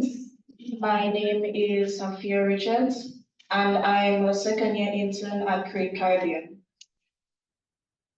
My project is titled Iris's Experience with Race and Racism, and the project is about Iris's experience with racism and its causes and effects. This is based off of the book The Roving Tree by Elsie Augusta. I chose the theme of literature because I have an interest for reading and researching books, so this was a great match for me. I chose the topic because there are a lot of negative stereotypes of Black people, especially Haitians, and I wanted to delve deeper into that subject. So when you scroll down to Race and Racism, the story starts with Iris moving from Haiti due to the Haitian Revolution. And with the Haitian Revolution, with her adopted family into New York, where she faced racial discrimination.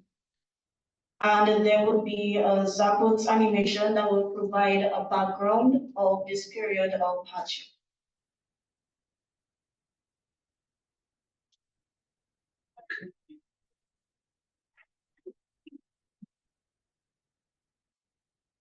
Scan it for yourself. If you click on the link, you can scan the code. You should be able to click on it from your phone.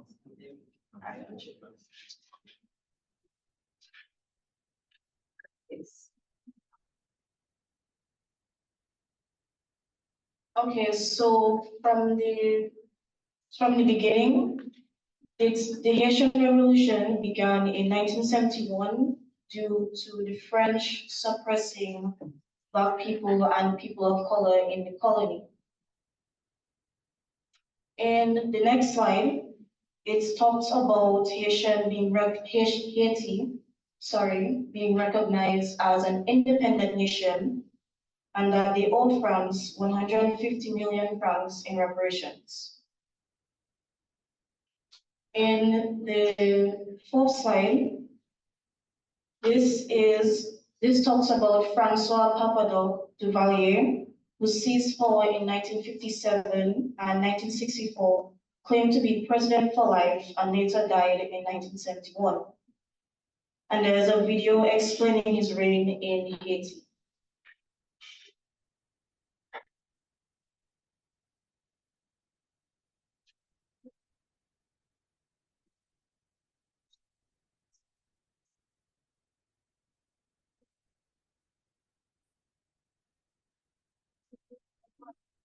Sorry? Okay, well, you can watch the video on your own time. Okay, so to give the video some context, Duvalier wanted to keep his power after he died by making his son his successor, And that is why there was a lot of turmoil in Haiti in the 1960s. Now, in her time in America, she was bullied for her race, which caused her emotional and mental distress. There's an audio that goes more in depth on the effects of racism on mental health, which you can watch on your own time.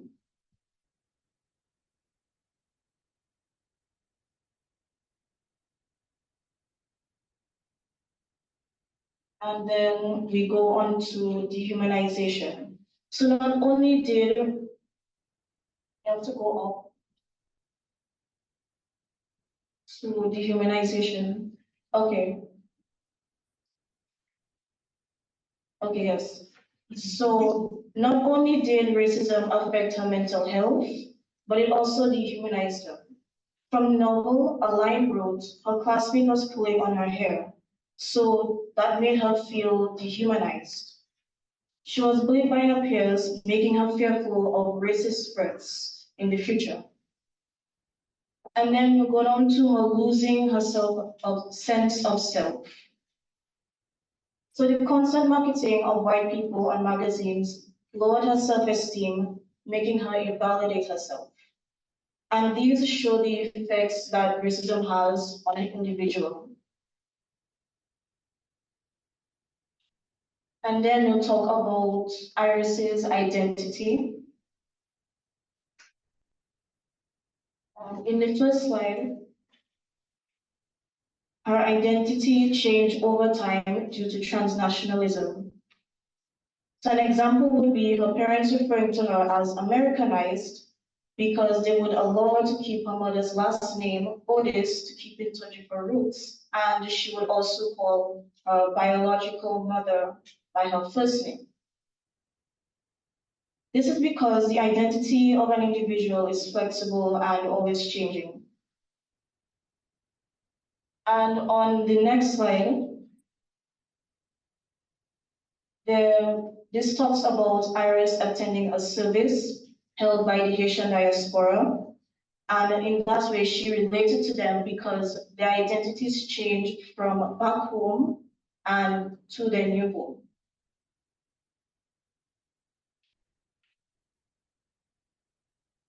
Next slide. Okay, so in this slide, she lost connection with her culture because during her time living in the US, she felt like a tourist. And her perspective on what a home is has changed. And we'll now go on to the misconception of voodoo.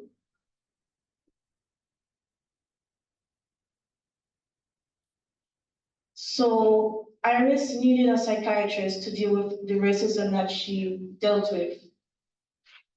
And her psychiatrist assumed that she was part of the voodoo religion, which is associated with chaos and lawlessness. The reason for this is when reputable sources would misuse voodoo in Louisiana as a religion in Haiti. And this was considered taboo. And this is because of selective reality.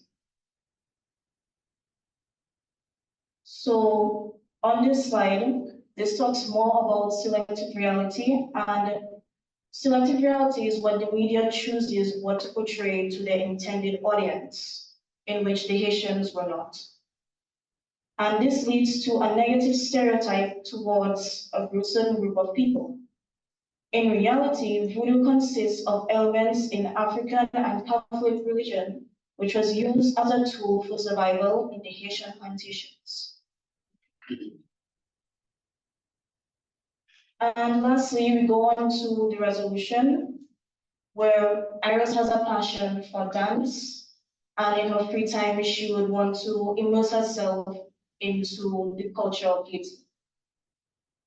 And in terms of challenges, I haven't had any challenges so far because I had an idea of what I wanted to put out, what I wanted my project to be about. And this became easier for me to do my research and to put everything together. And as I conclude my project, I will now hand over to the next presenter, Michaelis Louis.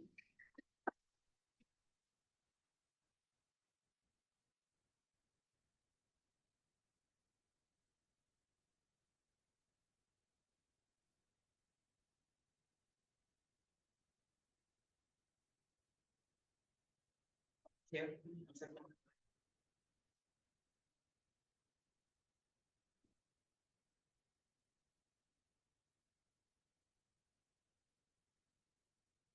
Good afternoon. My name is Michaelis Louis, and I'm currently an intern at Free Caribbean. History and evolution of dance in the Caribbean region. I enjoyed researching this topic since I am very passionate about dance and learning more about our Caribbean dances. People in Dominica and the Caribbean, to a lesser extent, tend to view dance as something children do to burn energy. However, I believe that there was once a time where dance was a form of rebellion, socialization, and religion for us. Growing up, I was interested in the contemporary dance style and viewed our traditional dances as something of lesser quality. However, having grown up, I am experiencing a deeper love for my culture and cultural background. Researching this topic was a rewarding experience for me as it brought me closer to my roots. Additionally, while researching the larger topic of performing arts in the Caribbean, most of the information I found was relating to dance. This means that it must be a significant topic as others have researched it before, and it has survived all this time, albeit undergoing a few changes.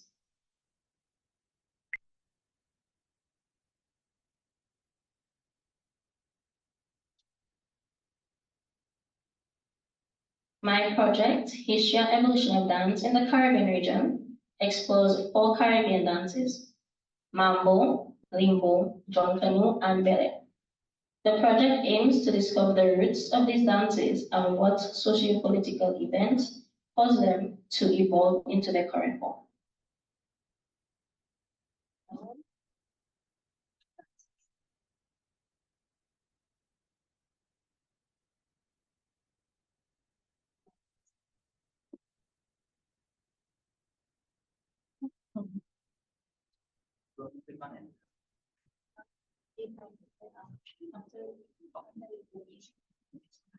Mambo is a Latin American dance similar in rhythm to the rumba.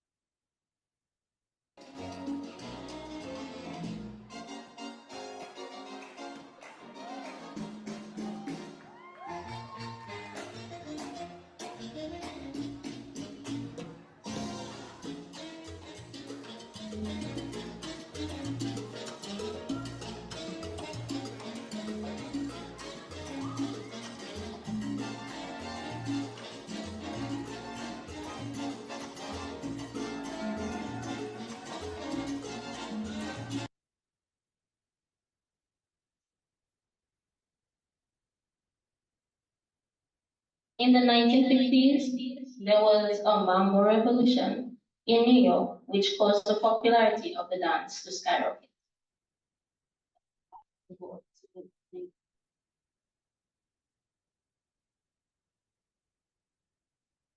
Limbo refers to a dancer moving to a rhythm and dancing under a stick, held up by a person on each end of the stick or a stand without knocking or touching the stick.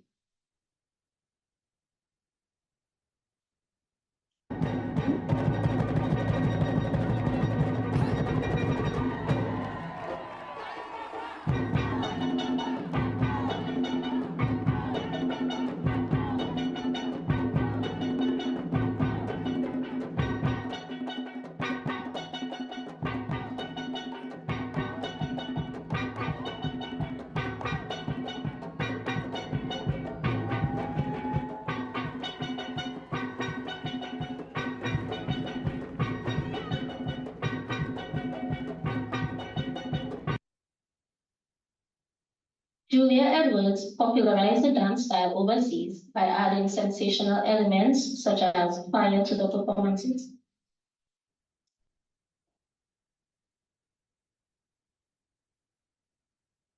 John Canoon refers to a traditional masquerade dance performed by people wearing colorful costumes, masks, and headdresses.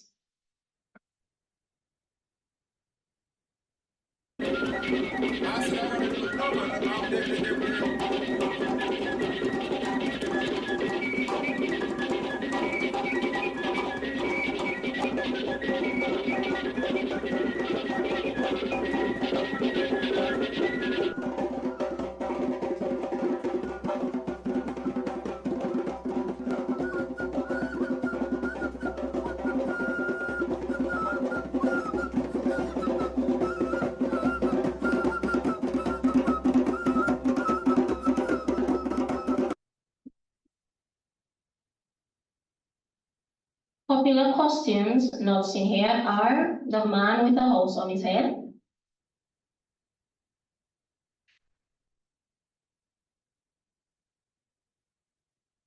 and dancing ladies.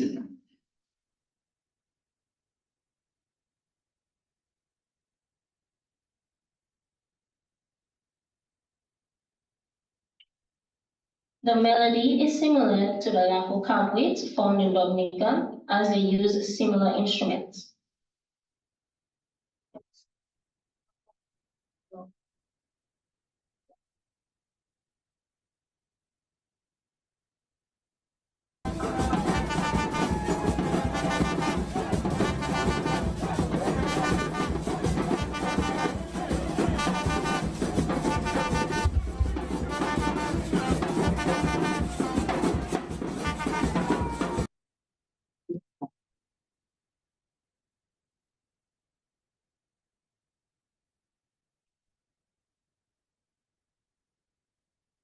Ballet dance has its origins in West Africa, where it was performed in rites associated with mating and fertility. Ballet can be found on the islands of Dominica, Martinique, Saint Lucia, and Trinidad. Dominica's ballet.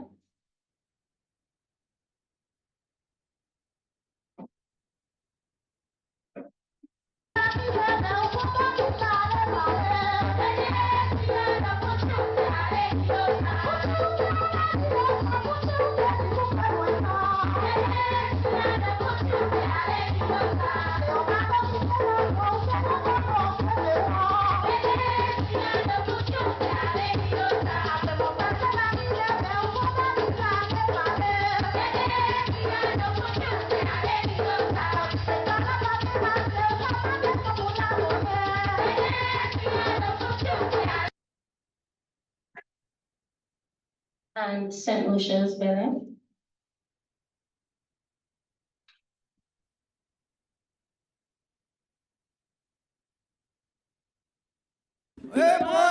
Sisi bo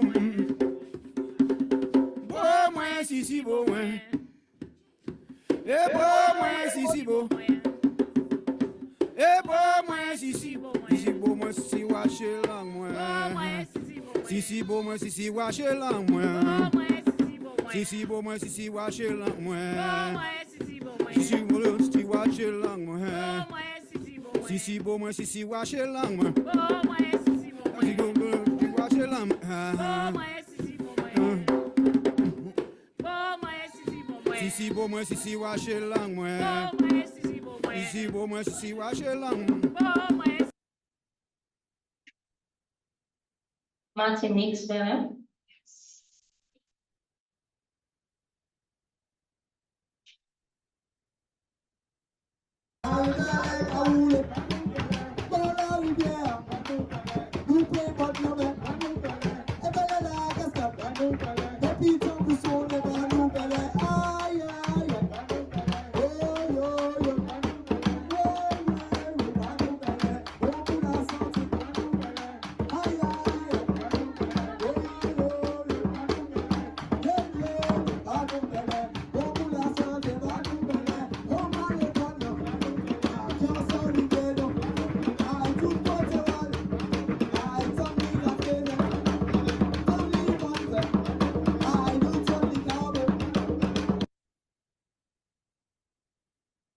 And finally, Trinidad's Belly.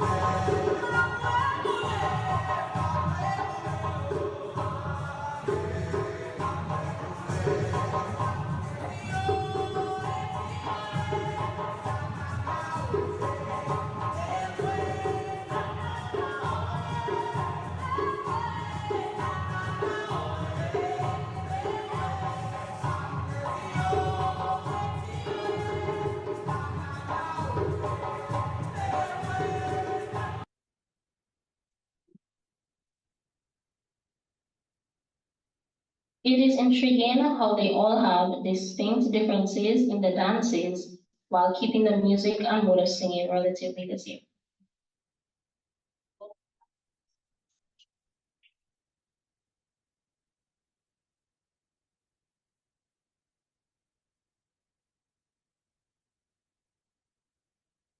On this part of the project, you'll be able to see a timeline of the dance's evolutions along with pictorial representations of each.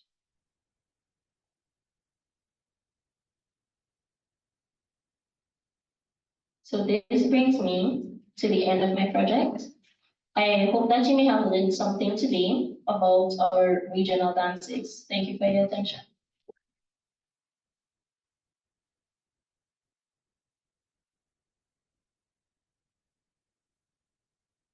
Thank you again to our panelists. You'll notice that this panel, most of their projects were around some area of arts and culture. So we try to group the projects as much as possible to have a unified theme, and we are very proud of the work that they have done. I don't know if you have any questions in the room for our panelists. If you have any questions for your peers, yes, Zavita.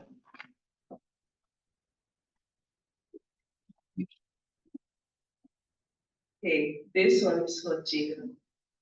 I really liked I really liked your presentation and I love your topic. Now, how do I phrase this? Now in this day and age, maybe technological age, and in America, we've had a lot of women's rights and a lot of inequality. So do you feel in the Caribbean, especially in Dominica, do you feel like we should have a certain movement like that, or we should really push more for women in the typical lifestyle to show that, okay, we can actually do this? Or do you feel like women are at an okay standpoint in life and we shouldn't excel anymore? I mean, we should excel. But you get the question, right? Especially based on your topic, I think Zavita's question is relevant. Do you think we have more work to do when it comes to especially how we view and talk to women and about women, etc. I know we make jokes in class a lot, but I don't know. So what's your thoughts on your experience now and based on your project? Like Dr. Esri said, yes, we do have to excel, and there's a lot more that can be done.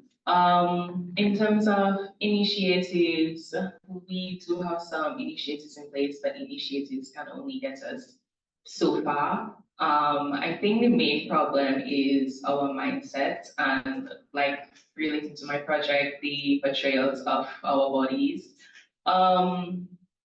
I don't want to be biased, but I will be biased, and I will say it's not all men, but it's always men. And I will, based on my experiences, I would like to say that it's mainly men of color. In terms of how they grew up and the mindset that they have, we know a lot of them have macho mindsets and they do a lot of things, sometimes bad things, sometimes good things to impress friends. So that affects a lot of us most of the times. as relating to my project, a lot of it stems from slavery. So, you know, we need to get our Black men in counseling. To the ladies. Yes. Counseling ASAP.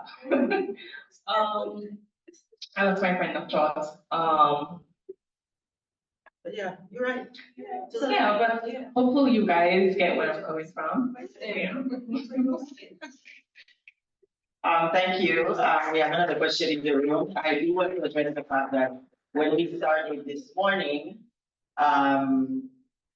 one of the young men who works on the IT team asked me, Miss, where the men in the room in Great Caribbean? Margaret is right there. But we do have, actually, our first year students, our new interns are not here today, but we have more men than women for the first time ever in our cohort. So they are there. And I will say one of the reasons we probably have more men than women in this cohort is because all the young men came up through camp. So they've been with us for a long time and grew into the culture. But we generally, recruitment is always difficult when we go out to high schools. The young boys do not sign up. I have had a very good experience with the young men who have come through this program. They've learned a lot, they've matured a lot. We've had great experiences with them, including some of the issues that Jada mentioned, with them being more sensitized and sharing with their friends and being really open to that. I also want to go back to a point before I go back to the questions that Jada made in her presentation about her parents' position or posture was one of extreme protection in an environment. I always tell my students, half of the work I do here is to help them be able to communicate with themselves, each other, and their parents at this age when they're figuring things out. Your parents do the best with the circumstances that they have, and this is a culture that is incredibly positioned to sexualize young girls. And we've all in some way experienced that. And my hope is that for the parents online and in the room, that is always, you have the body you have. This is the part of the world we're from, and this is the bodies that we get in this part of the world. That's not a choice, that's what you get. And part of it is also us teaching our girls and our boys that your body belongs to you and your body is nobody else's business, right? And I think what other people think about your body is none of your business as well. I try to reinforce that in all kinds of ways because, I mean, I have some people that remember when I had to send out a staff policy at a certain institution saying we do not talk about people's bodies at work. So culturally, it is part of our thing, right? And the boundaries around it are hard. But I do think as part of our education here, it's also, this is the type of decolonization work that has to happen. It's not just, oh, let's talk about slavery, or let's talk about culture. Michaelis just did a project on dance. We saw Annalisa's presentation. We saw Sophia talk about like a young girl coming of age. All of the work that they talk about showed women in some way in bodies where they are moving or dancing or having to navigate being a woman in a public space. And part of our our dances are sensual dances. Those things are necessarily part of our culture, and they should not be weaponized to further restrict women, while at the same time blaming them for, it's also kind of, my mission also to keep everybody in this program safe. And that means that when people sexualize my students and try to bring harm to them, it is my responsibility to protect them from that, because I don't care what you're wearing. You deserve to be protected and your body is your business, right? So yeah, it's not just about, yeah, these things are important for us to talk about, but also it is part of the research, because it is part, like Jada said, part of the slavery conversation, part of the panel we had in the morning about, the latest ASAS on the other type, right? You do not belong to anyone. And not on his head, but you can be on his toes. Anyway, I'm upset. We have more questions. Good morning, everyone, and congratulations to all of the presenters. I feel very hopeful for our upcoming generations. The first presenter is who I want to ask the question. Everybody knows that there is this huge move or movement in terms of nasty business, in terms of the music. What are your views on that in relation to the research topic you just did? And what may you want to promote or recommend? Because as a professional woman myself, I'm appalled when I go to functions and I see sometimes women, even more than men, enjoying the music and you know kind of funny things with themselves based on the music. So I kind of wanted to hear from a young person's perspective, and having done the research, I'm very interested to hear what your views on this is. Okay, let me just we have some non-Dominican people online, so I want to contextualize for them in terms of the question. So we have been talking about music, and earlier today, Elise presented on queer music specifically as a point of interest. So the artists that I mentioned, is Pattern and then the Nasty Business Rhythm, are part of a new generation of bouillon music that is on airplay right now, and there have been intense controversies around the content of bouillon and soca, and all of these things have always been, even calypso, always suggestive, always sensual. But lately, what my student teaching last week was called hardcore bouillon, right? Because of the hardcore, very aggressively sexual lyrics in the songs. So just to provide that context before Jada answers the question. Okay, opinions are subjective. I can only speak for myself. I do agree with Dr. Bah. I believe in Siwo. Enjoy yourself, one life to live. Make the most of your short life. But we have strayed a bit from our initial history in terms of Siwo and carnival costumes. Right now, I think we're sort of shifting towards Trinidad lifestyle in terms of carnival and Siwo. What else do I want to add? The lyrics. The lyrics, yes. Okay, I don't particularly believe in it. Everyone has their own beliefs. Me personally, it's a no for me. Like I said in my project, I don't really believe in the objectifying and sexualization of women, especially unsolicited. However, men, it all stems back to my guide. Raise the children in the way they should go, yes. And I will make notes of one thing. There are a lot of young parents nowadays, and I think, well, yeah, in my graduating class, I left convent in 2022. There were at least five to seven Oh yes, you children. had a lot of teenage pregnancy was back in your year. Yes. Wow. I personally felt sorry. I've tried to help some of them in terms of baby material, because if I had a child at 18, my current age, I would want someone to help me out. I'm not gonna shame them and objectify them for, activities that we all partake in, some, if not all of us. But our generation, I realized that most of the young parents tend to gravitate towards soft parenting. I do believe in discipline, but you should be disciplining children. Self-discipline, not necessarily passing on your generational trauma back from slavery. We don't want that.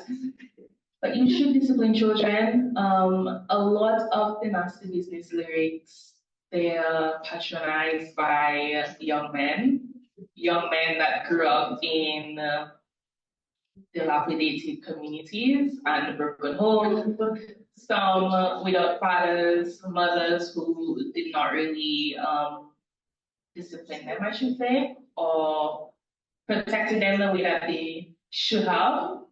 So I believe if we change things from that standpoint, maybe we might see a difference in the future. However, I would like to add something. Spend time with your children. Enjoy the terrible twos, enjoy the creeping stages. Well, you enjoy the stages, but It goes by really quickly. My experience, I recently started living with my parents, like from the age of 12. I spent most of my time with my grandmother because they were busy people. They had me at, I don't want to say at an old age, 30s, they were young.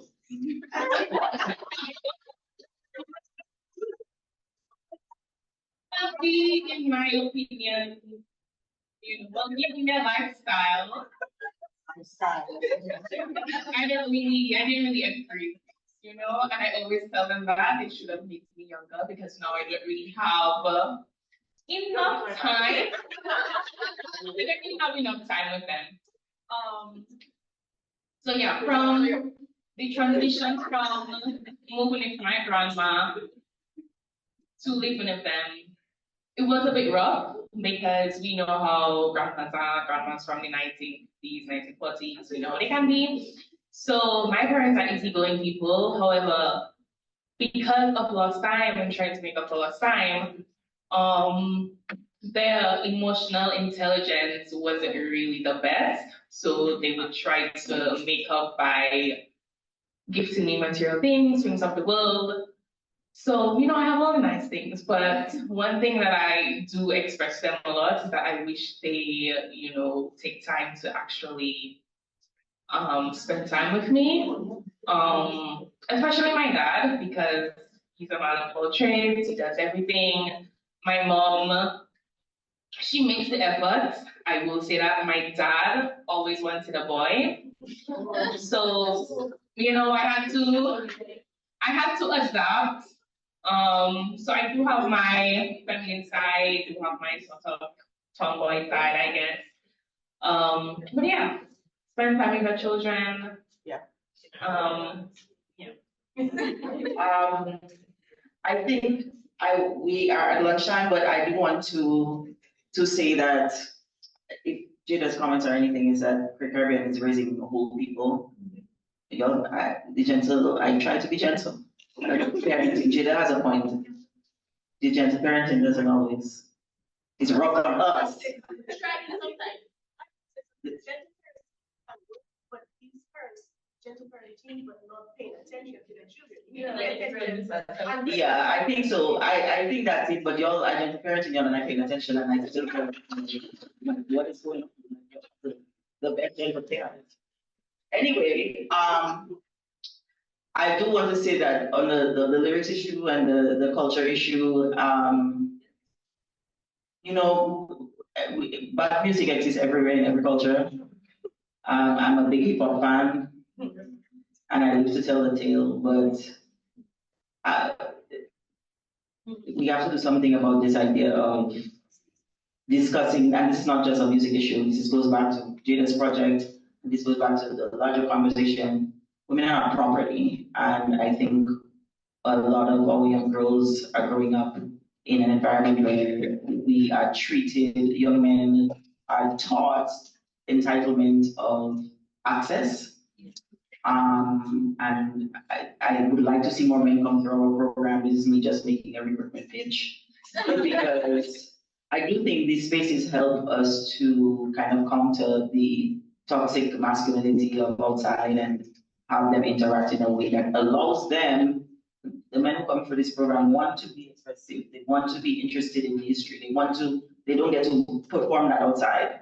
They want to be interested in those things and be artistic and creative, but there's a lot of pressure not to do those things when they're in different spaces. So bring the guys to the program, maybe if we have more programs like this.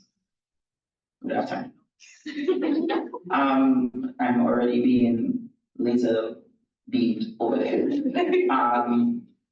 So I will say that I'm happy to have this conversation and looking forward to more work on these topics at Great Caribbean. Thanks to everyone who came. We are going to have lunch and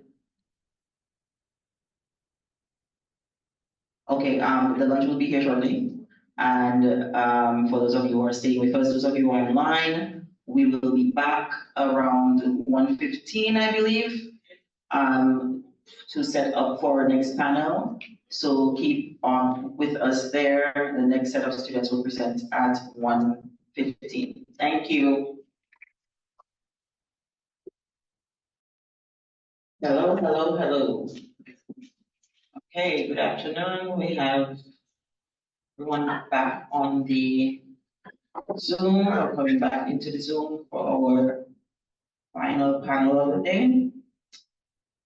We are going to continue talking about our student work in digital humanities research with the next four presenters who are working on topics related to our social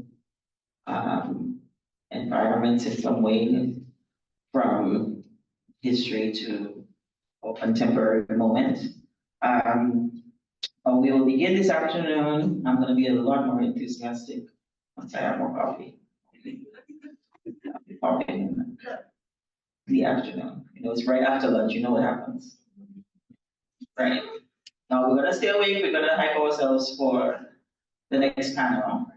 And we are going to begin with Catriel Francis, who is going to talk to us about some architecture, and then she will pass to the next presenter.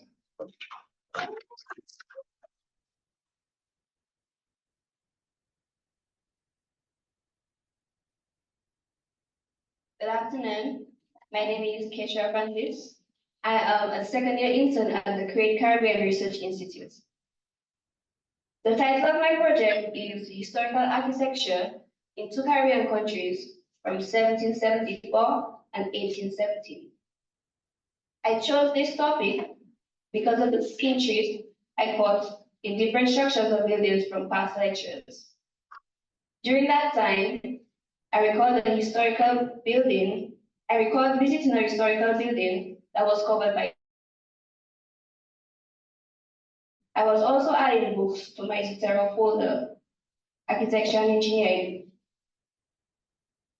I then started to show curiosity about the differences in historical buildings from centuries ago and compared them to their modern states. This project mainly entails the structures and their history, the image of the structures and their architecture. The base of my project is to show the architectural structure and the history of these buildings. For each country, a brief historical summary of the building is given.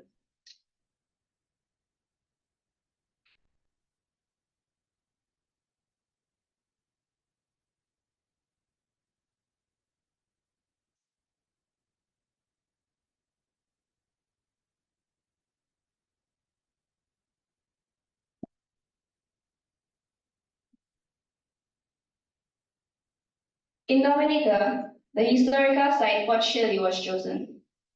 This structure stands as a reminder of the island's importance during the 18th and 19th centuries.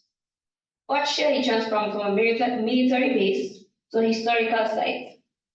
It goes on by talking about the way people used the structures before compared to now. The soldiers used the grounds as a training area, while the slaves were fishermen, hunters, riders, canoe builders, and basket makers. The women's work was to raise the children, plant and prepare, and cook food. It also shows why these historical buildings are standing strong, but modern buildings are already collapsing. The reason for this is the buildings built in modern times contain more chemicals that disintegrate at a much faster pace than those used back in the day. The materials used before are much more raw than now. There are some pictures showing the structures where it was built to the present.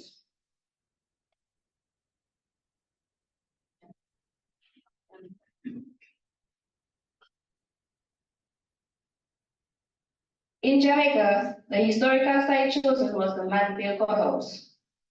This structure was constructed in the 18th century.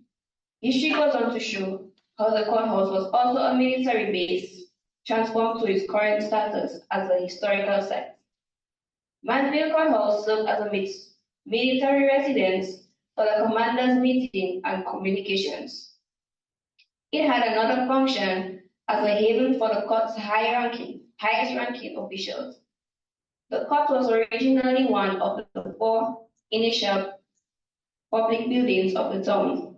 It was constructed from limestone built carved by slave labor. And that is the before and the after.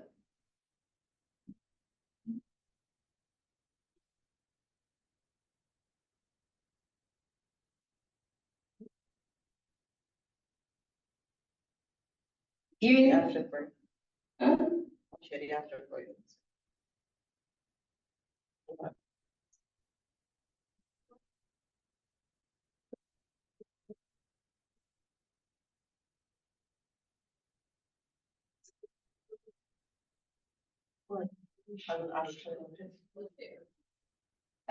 During this project, I had a lot of uncertainty about what exactly I was focused on, to the point where I had a long list of countries and buildings that just didn't make no sense.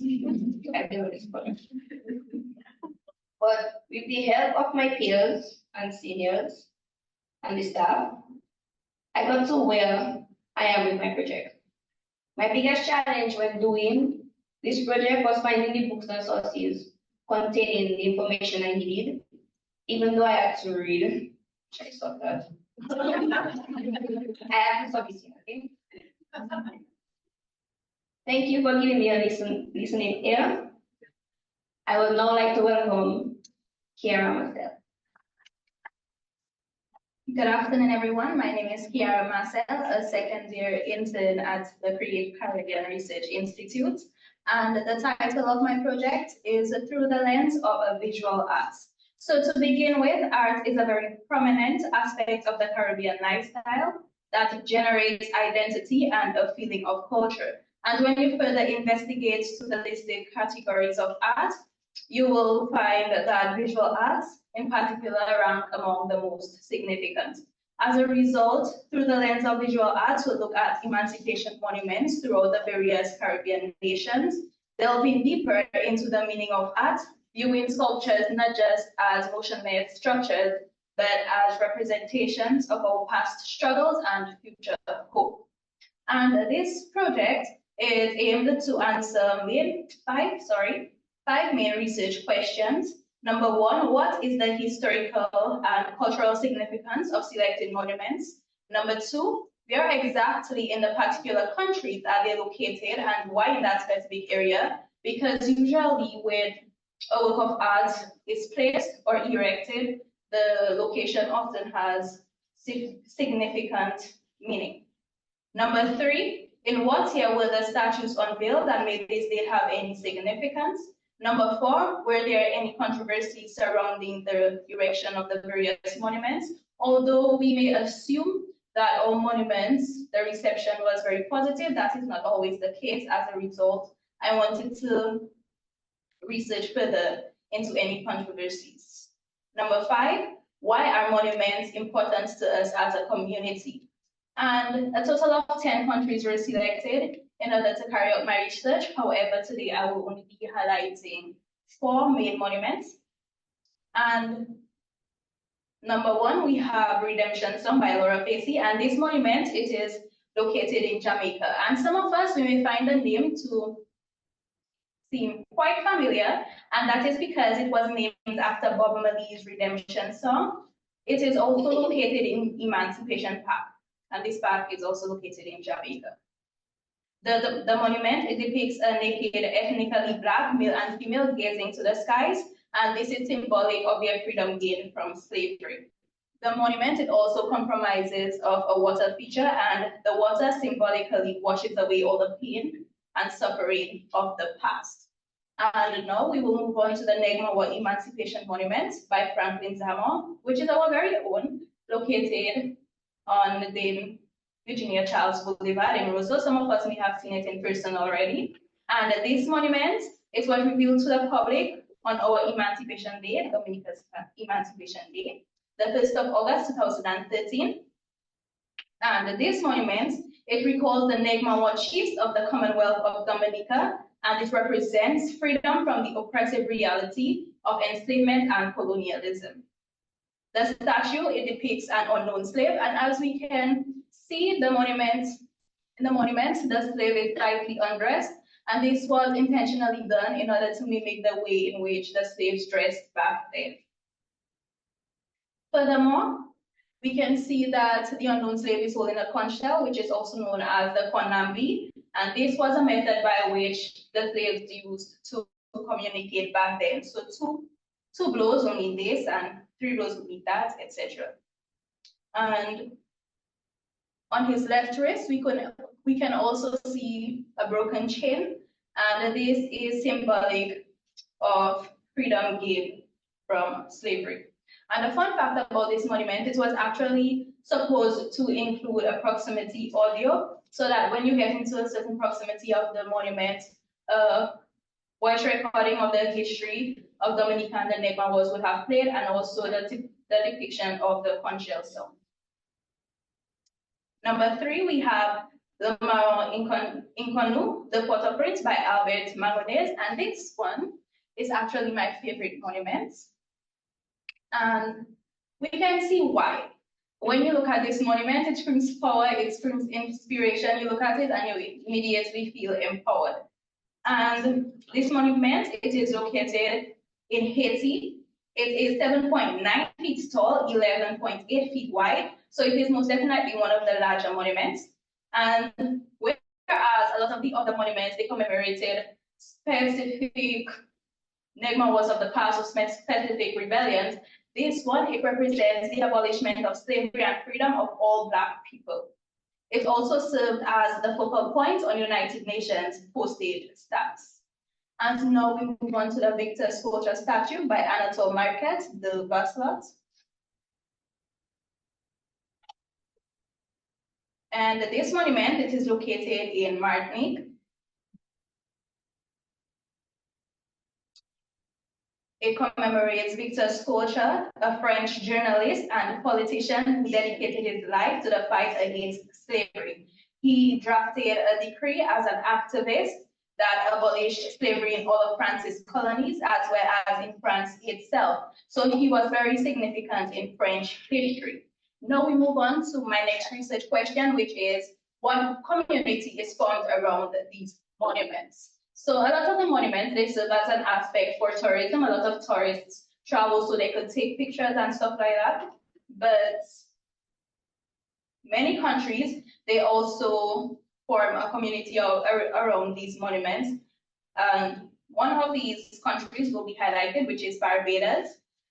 So the Emancipation Statue, also known as Barbados, is located at the Bossa Roundabout in Barbados, and it is a monument of significant community engagement. Numerous occasions that include the statue in some way or another take place annually. And to celebrate emancipation, the Barbadians, they march through the streets and they stop at the Emancipation Monument, where ceremonies are held and performances are done. So from parades to speeches and student performances, they are all part of the program. Now we will move on to the controversies surrounding the monuments. And number 1, we have Redemption Song by Laura Facey. And this monument, looking at an image of this monument, it can be kind of seen why it was very controversial, because of the fact that the monument depicted a naked Black male and female. Many people felt it was not appropriate. Some were concerned about the size of the male's genitalia, while others were more concerned because of the fact that the monument was located in a public park. So as a result, of course, children will witness the obscenity. And another underlying controversy facing this monument is because of the fact that Laura Facey, the artist of the monument, she is ethnically white. So as a result, a lot of Jamaicans felt that she couldn't necessarily relate to what Black people had went through. So there was a lot of criticism. However, these criticisms, they were swept under the rug, and today, the $4.5 million statue, it can be still seen located in the well-known public park. And then we move on to our very own, right here in Dominica, the Negma Emancipation Monument. So this monument, although a lot of Dominicans, they will quite happy to receive their very own because we were the last country to receive our Emancipation Monument. There was a lot of criticism in relation to the placement. As we know, it is located in the heart, well, not in the heart of the capital, but it is located in Roseau, where there is a lot of traffic. However, people felt like this monument should have been placed in a location that is surrounded by a lot of density because of the fact that the forests were where the slaves ran to for freedom. And also, the placement that, the current placement of the monument, it is also in close proximity of a lot of places that caused the slaves a lot of pain and suffering. Like, for example, the Barracoon building, that was where the slaves were kept when they were captured. And a fun fact about this monument, it was actually supposed to be placed at the Popase roundabout. Some of us may know where that is, but it is basically a roundabout surrounded by density. But however, because of the increase in tourism, this was decided against and it was placed at the roundabout in town. Now we move on to the most controversial monument of them all, the Victor Sculpture statue. And many French people, they felt like this monument, it did not adequately acknowledge the slaves themselves who actively fought for their own freedom. So if we take a look at the monument, we can see that it depicts Victor's sculpture, and majority of other monuments of Victor's sculpture, they simply only depict Victor's sculpture, and as a result, the French felt like they weren't acknowledging the slave enough. And another reason why this monument was very controversial is because although Victor's sculpture, he decreed the abolishment of slavery, he also agreed to the principle of compensation of slave masters. So as a result, this statue, it was vandalized on the 22nd of May, 2020, the day recognized for commemorating emancipation in Martinique. And also, this was not the only monument of Victor's sculpture that was decapitated. Many other monuments located in the different French islands and even in France itself have been decapitated of Victor's sculpture. Now we move on to our final aspect. Why are monuments important to communities? As I mentioned before, a lot of us view monuments as just pretty sculptures that we want to take a picture with, but they actually serve as pillars of remembrance, power, cultural identity, symbols of hope, and they play a significant role in our community. They enable the creative expression of our past in order to inspire our present and future as a form of visual art. And ultimately, monuments, they let communities reflect on the long-run events of past struggles and victories, being inspired in order to move forward with minimal impediments. And while completing this project, one of the challenges that I faced was narrowing my sample. Because of the fact that I love visual arts, so I was very immersed in the different sculptures around the world. And I would be unfocused, and I would be like, wow, I love to see this monument, I want to do research on it. But however, I couldn't do research on all the monuments just because I like to see them. But eventually, I narrowed my sample to the Caribbean, so that was resolved. And another issue I faced was, we all know it's not exactly the easiest to find information on the Caribbean online. So it was a little bit difficult finding different information on the different statues. But however, I must say that I enjoyed this project mainly because it was about visual arts, which is my passion. So yes, thank you. And now I will welcome the other intern, Megan Vidal.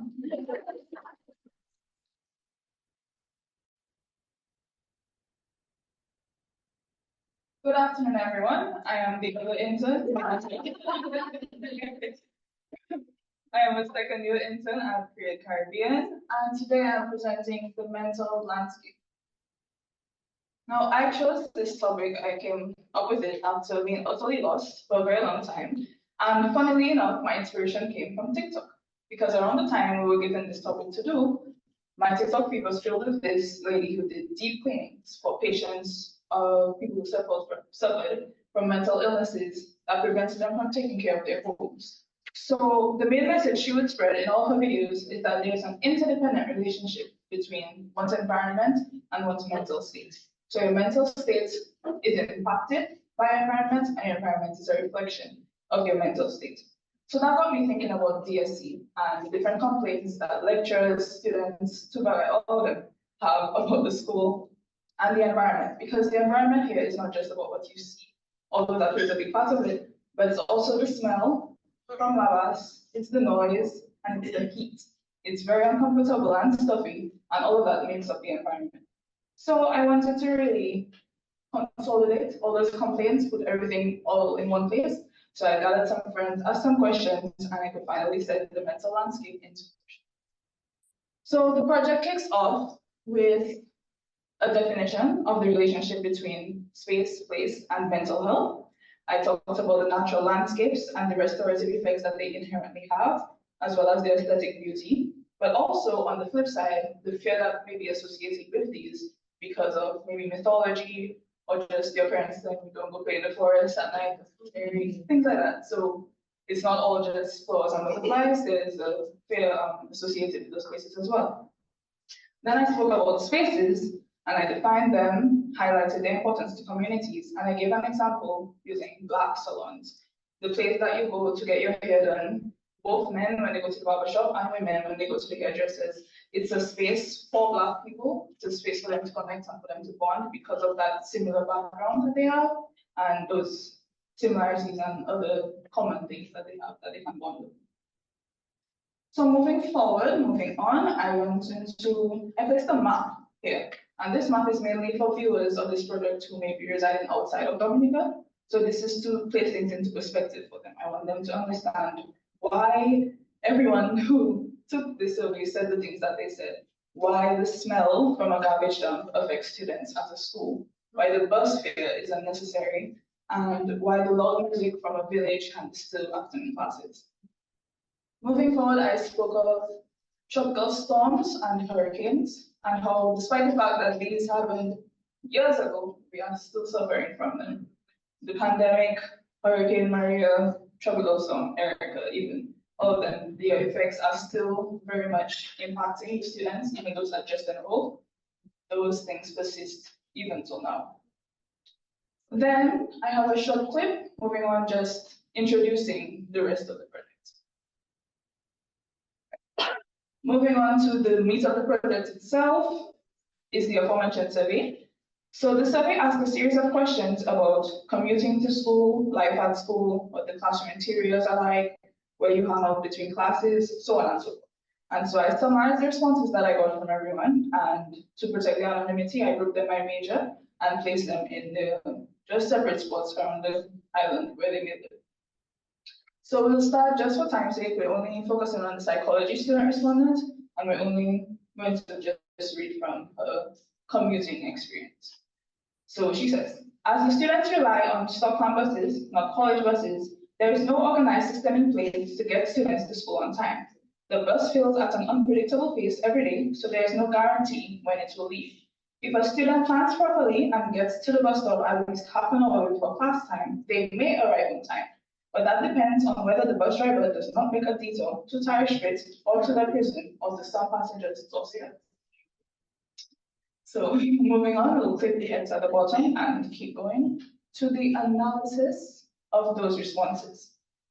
So I first started off with the physical place, that is the Dominica State College. I spoke of how this was even from the lecturer that I surveyed. She spoke of how it's difficult to learn and it's difficult to teach because of how irritable everybody is because it's so hot. Y'all it's hot. This campus is hot. This here is not the usual throughout all this air country. It's not the standard.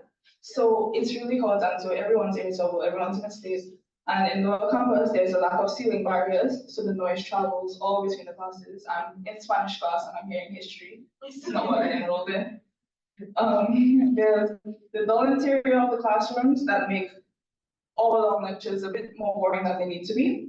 And then I moved on to the imagined space, that is Dominica State College. And this part is a little longer than the physical place because I talked both about historical and cultural significance and then the school itself. So in terms of historical and cultural significance of State College, it is like the main college of Dominica, so it has that responsibility to live up to, especially just as a tertiary education institution in the Caribbean. And then I spoke of State College itself, the clubs and the spaces that they provide, as well as the spots on campus that you go gather your friends and get your daily serotonin boost. Then I closed off the DSC focused portion of this project with some tips and suggestions that came from the respondents from the survey, the suggestions that they have, what they would like to see and what they would have appreciated if they would like for them to properly just function at this school. Then I move on and I spoke of the third place, which is something that Dominica is in dire need of. Everyone needs a third place. I defined it in the project itself, gave its importance, its benefits, and why the alternatives that Dominicans tend to come up with all fail. Like at the end, there's no true replacement for a third place, and we just need to create one of our own. And that concludes the project itself, but not my presentation. So the challenges that I had to deal with, not many. It was mostly in the inception of the project. I didn't know what exactly I wanted to do, and when I got the idea of what, it was a matter of how. But thankfully, my colleagues, the staff of Korea, many people aided in that, and so today we finally have the mental landscape.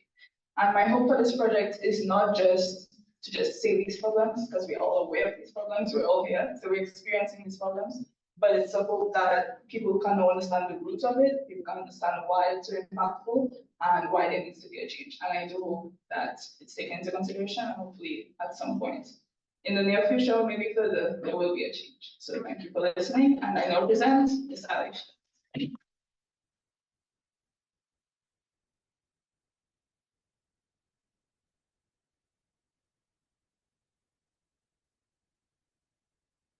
Good afternoon, everyone. My name is Alicia Desiree, and today I'll be presenting my research based on the livelihoods of Dominicans. So, firstly, when I was told we had to choose a topic for personal projects, I bring some various topics relating to the Caribbean. However, I was gravitated to topics based in Dominica that focused mainly on Dominica. So I decided that I need to listen to my instinct and go with Dominica. So I chose to focus solely on Dominica. I first thought of centering it around slavery, but soon I changed my mind. I heard a lot about that in high school. I wanted to do something different. Then I decided to think about how all the people said that, the good old days, everything was better back then. So I was like, were the old days really good? Like, was it really that better? So today, I examined the ups and downs of Dominica since the emancipation, from our social life to the economic shift and environmental transformation. This exploration aims to highlight how we have changed, not just as citizens, but as a nation. So firstly, we're going to look at the social life, and we're going to go to the timeline, so society. So this is a timeline showing the changes in Dominica's social structure since the abolition of slavery, and separated it into three main sections. It was off the plantation, centrally to and home. So off the plantation, this was after the apprenticeship system, and many Dominicans chose to live off of the estates, obviously, but it was because Dominica had a lot of squatting land. And they used the river as a community center. They gossiped, bathed, washed their clothes, cook, children played. It was really a place for them to bond with each other and continue living amongst each other, even though some people live on the estate still and in the village. So essentially, life continued as usual for those in the rural areas, but in areas like Rosewood, they lived in great slums, great poverty. There was no running water. the river was still used as a community center where they washed clothes and continued their day-to-day lives, cooking outside and those type of things. So now moving on, hope. Now this was when things really started to change.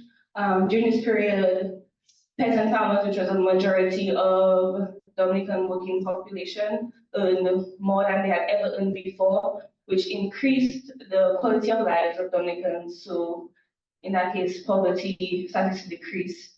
More people opened businesses, and also children started to go to school, not just in the rural area, but in the rural areas as well. And this was in 1960 to 1980, which is yesterday. Okay, that was really good.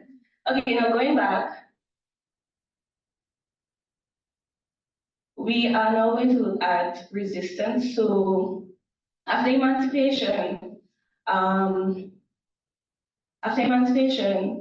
lot of Dominicans were really not into that going back to slavery thing. So, for example, in 1840, they were going to have a census, and someone passed around the rumor that they were taking the names of people to reestablish slavery. And they were not taking that. When the people for the census came to the districts, especially in districts like Grandy, the houses were empty and they were armed with cutlasses and stones ready to battle. Okay, so I have other resistance as well. You can go through that on your own. Now we're going to look at carnival. Okay, so carnival was influenced by a lot of African traditions and traditions from other Caribbean islands like Trinidad. And in the beginning, they had a lot of different things like the stick fighting, which came from a tradition in Haiti and Trinidad. And they had street bands featuring darkies and red ochre men. And it slowly developed in the 20th century with more influence from Trinidad into pretty costumes and, more modernized carnivals. So I'm scrolling down. Okay. Let's go back. Now we're going to look at a short summary of the carnival people. I believe that carnival people need a separate research project for this because they themselves have gone through so much over the years after emancipation, and this needs to be highlighted, just like the project I have there for us, Black Dominicans, but specifically for them. So this is a short summary of their history after emancipation. So now we can look at the changes in the economic talent.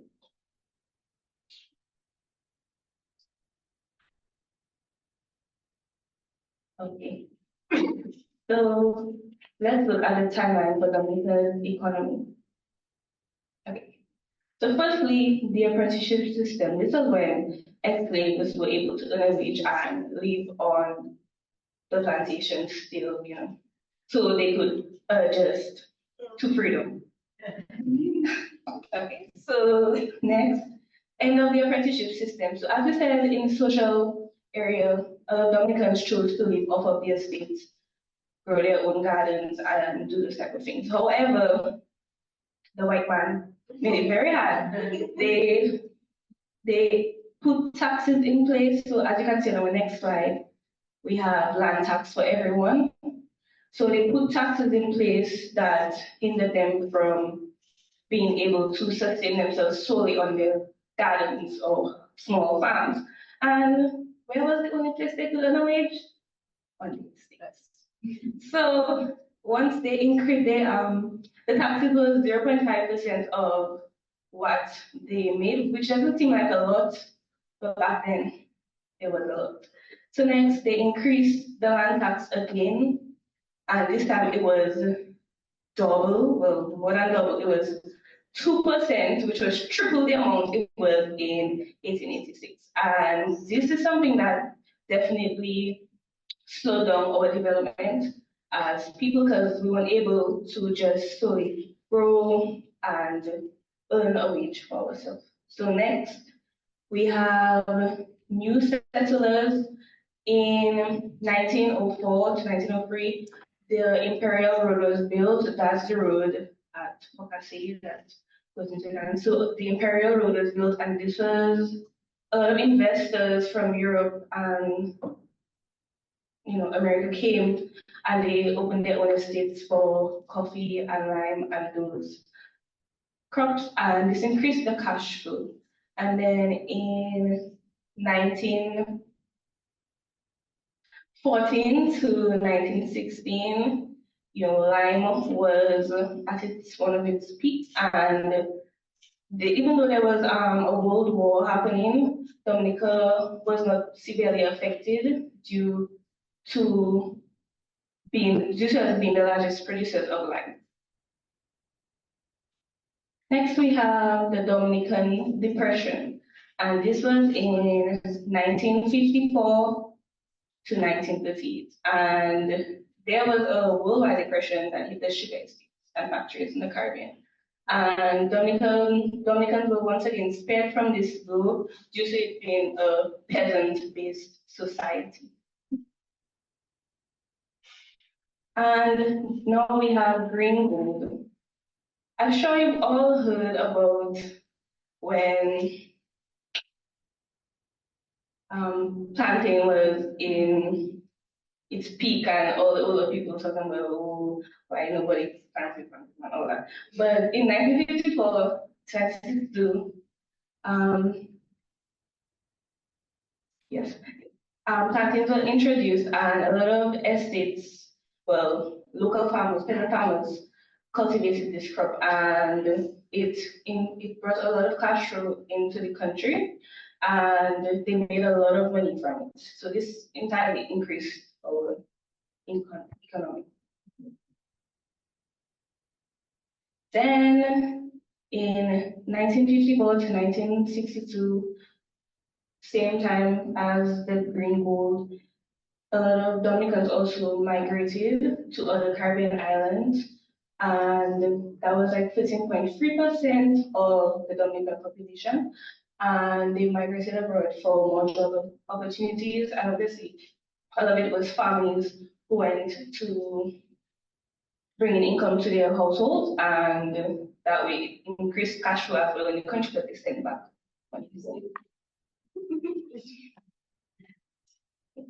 Then, sadly, in 1978, the banana disease really took a toll, and many banana planters had to cut down their banana trees due to this disease. And then directly a year after Hurricane David hit, which made it even harder for planters to recover from this. And then in 1980, Hurricane Allen hit, which once again hindered the planters from recovering their crops. And then in 1980, we were in debt because the banana industry accounted for a lot of our economic development, and because it was declining, that affected all areas in our society, especially the peasant farmers. So thank you. That's the end. Due to time, I don't think I can go over the environmental timeline. However, in terms of challenges, I faced a lot of challenges because this was my first ever research project, and I definitely underestimated the word research. Definitely. And I believe that because I chose one island, that it would have been less work. However, that is way more work because you have to go in depth and find information that highlights that country, and also finding information for Dominica online is severely difficult, especially during that period. So I had to make a lot of trips to the library and to the archive just to find little amounts of data that will help. So thank you for listening. I hope you enjoyed.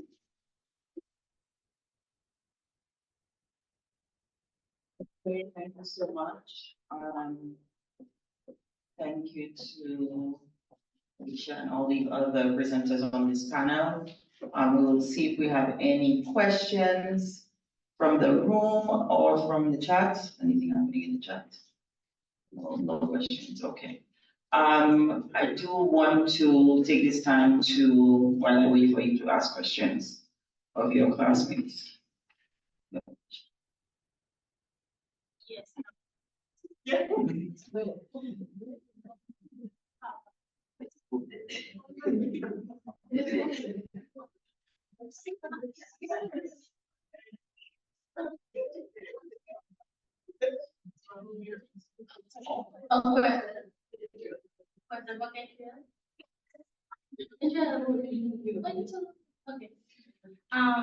A question about the structure, you did it before and after. What was the main differences from building before and after, like in the techniques?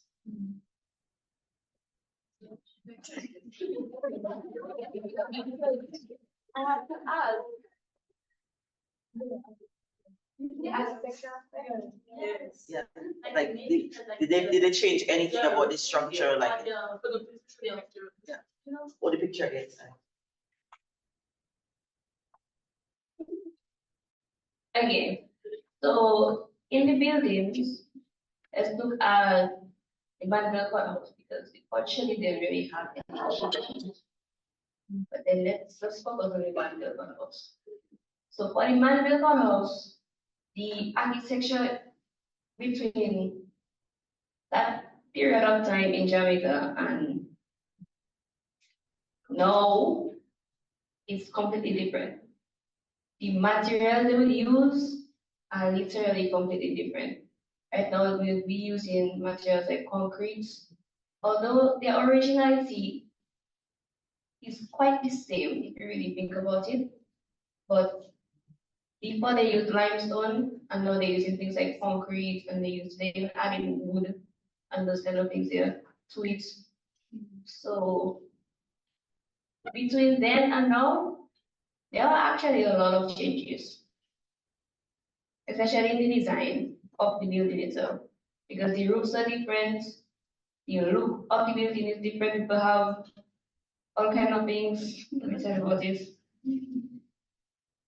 But yeah, that's practically it. Okay.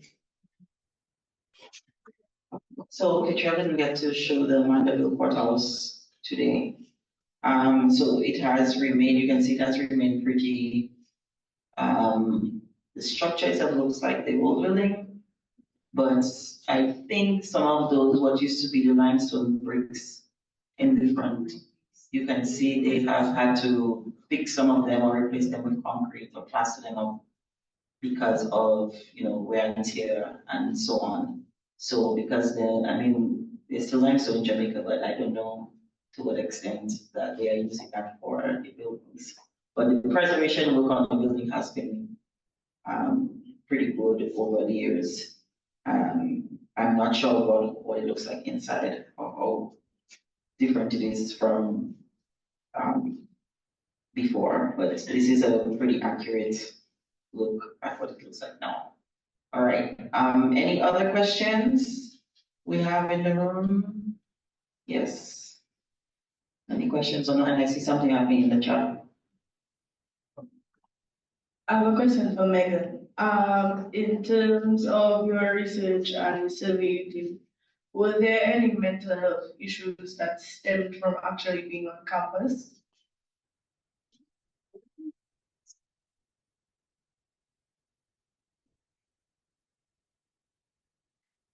Stemming from being on campus itself, I was not aware of that because I didn't ask about the respondents' like personal mental issues itself. The mental health question in the actual survey was more about what does the school do to help, and most of the answers for that were more Dominica as a problem instead of the school as well, because it's a Dominican school, so most of it was that mental health is not being really prioritized anyway in Dominica. You only hear about it during Mental Health Awareness Month. which is like once a year, and it's on the radio, and who our age is listening to the radio regularly. That was that was what that was an answer straight from the survey, so not originally, but so that was mostly all I've touched on mental health itself for the Dominican State College aspect. Most of it was just emotions, like how you feel on campus and how it affects you long term, how it affects your learning, but to actually get a diagnosis from just being on campus. No.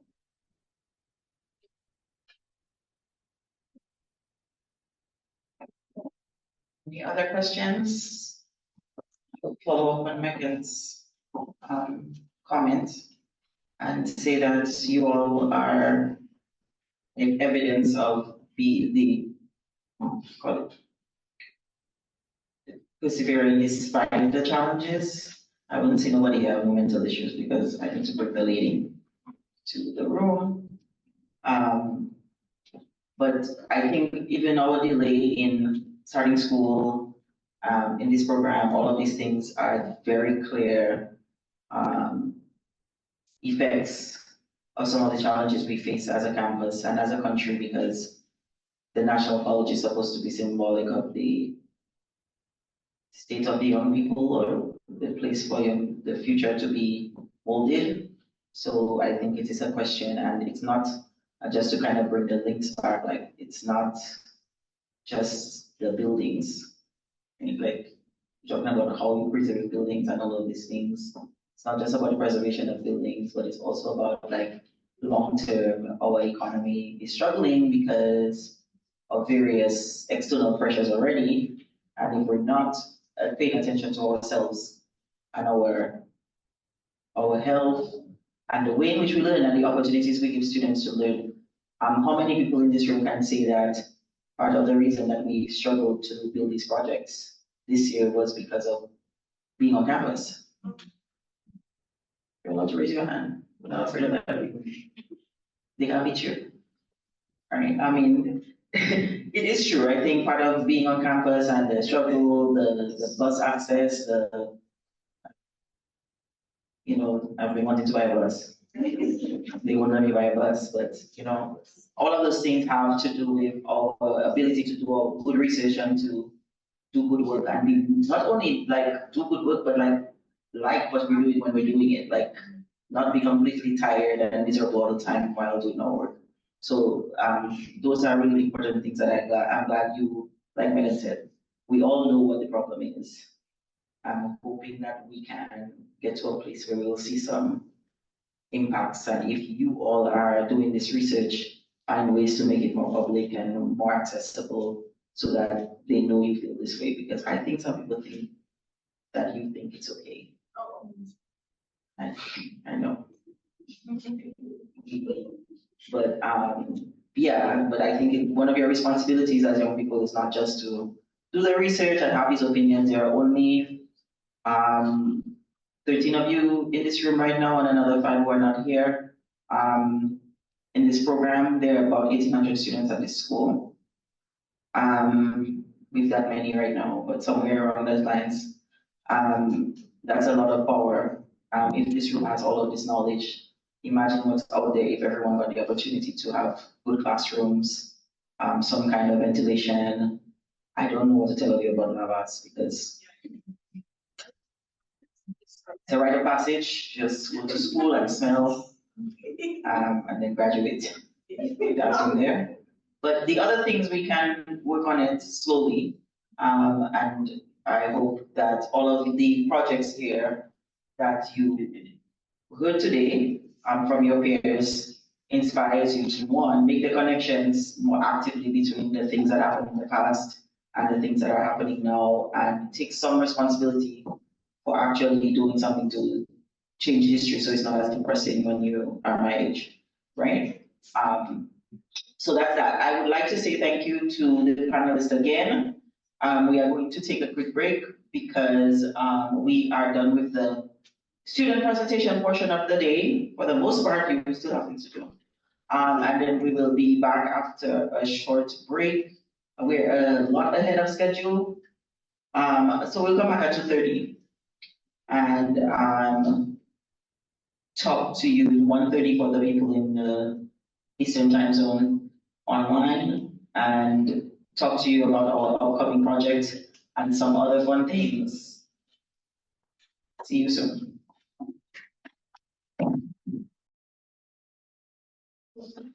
Hello, we are back and getting back to our program.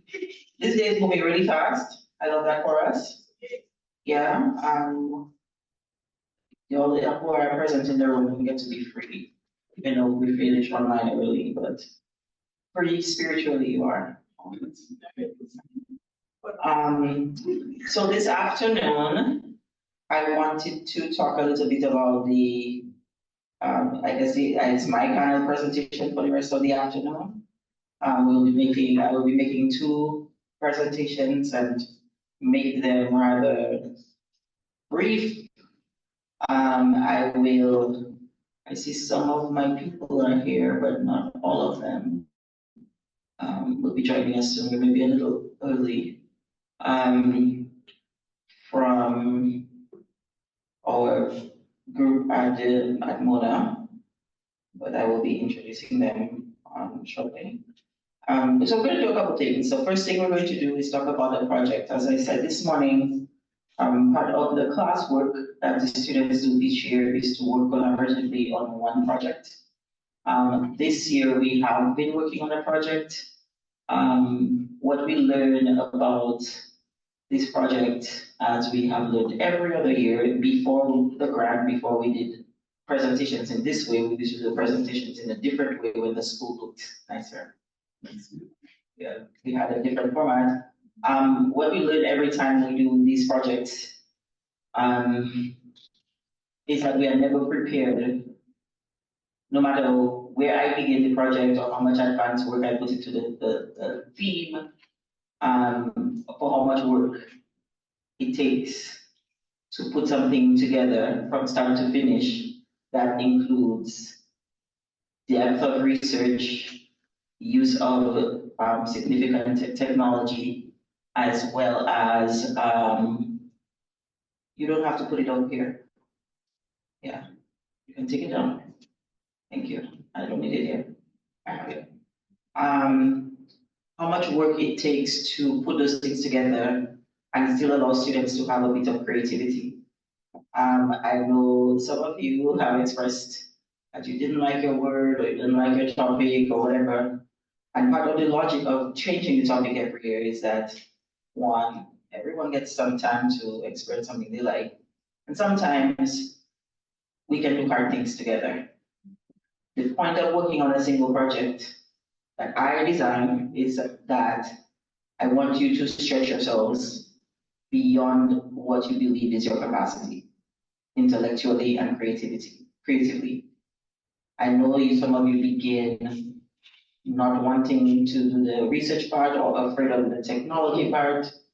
And every time, a lot of the pain that I endure as not only the principal researcher, but your teacher, is getting you through the part where you do things that make you feel uncomfortable.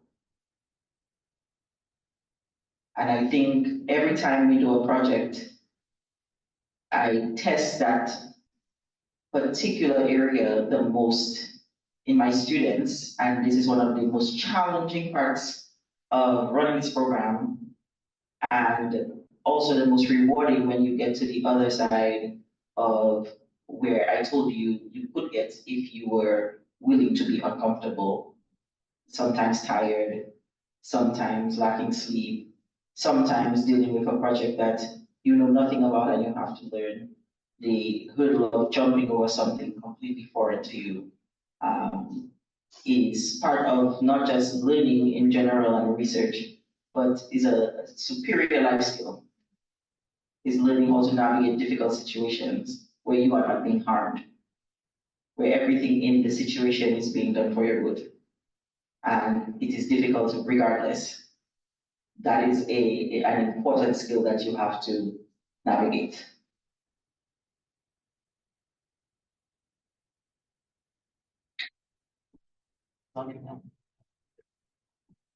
So at this point, I'm going to have to talk a little bit about the specific project that we have, and I have a little script, especially for the benefit of those who are joining us online, to talk about where I started with this project and where we are and when we will show it. So I'm going to try to get the Zoom situation sorted out, because we don't always have a situation with technology, because why not?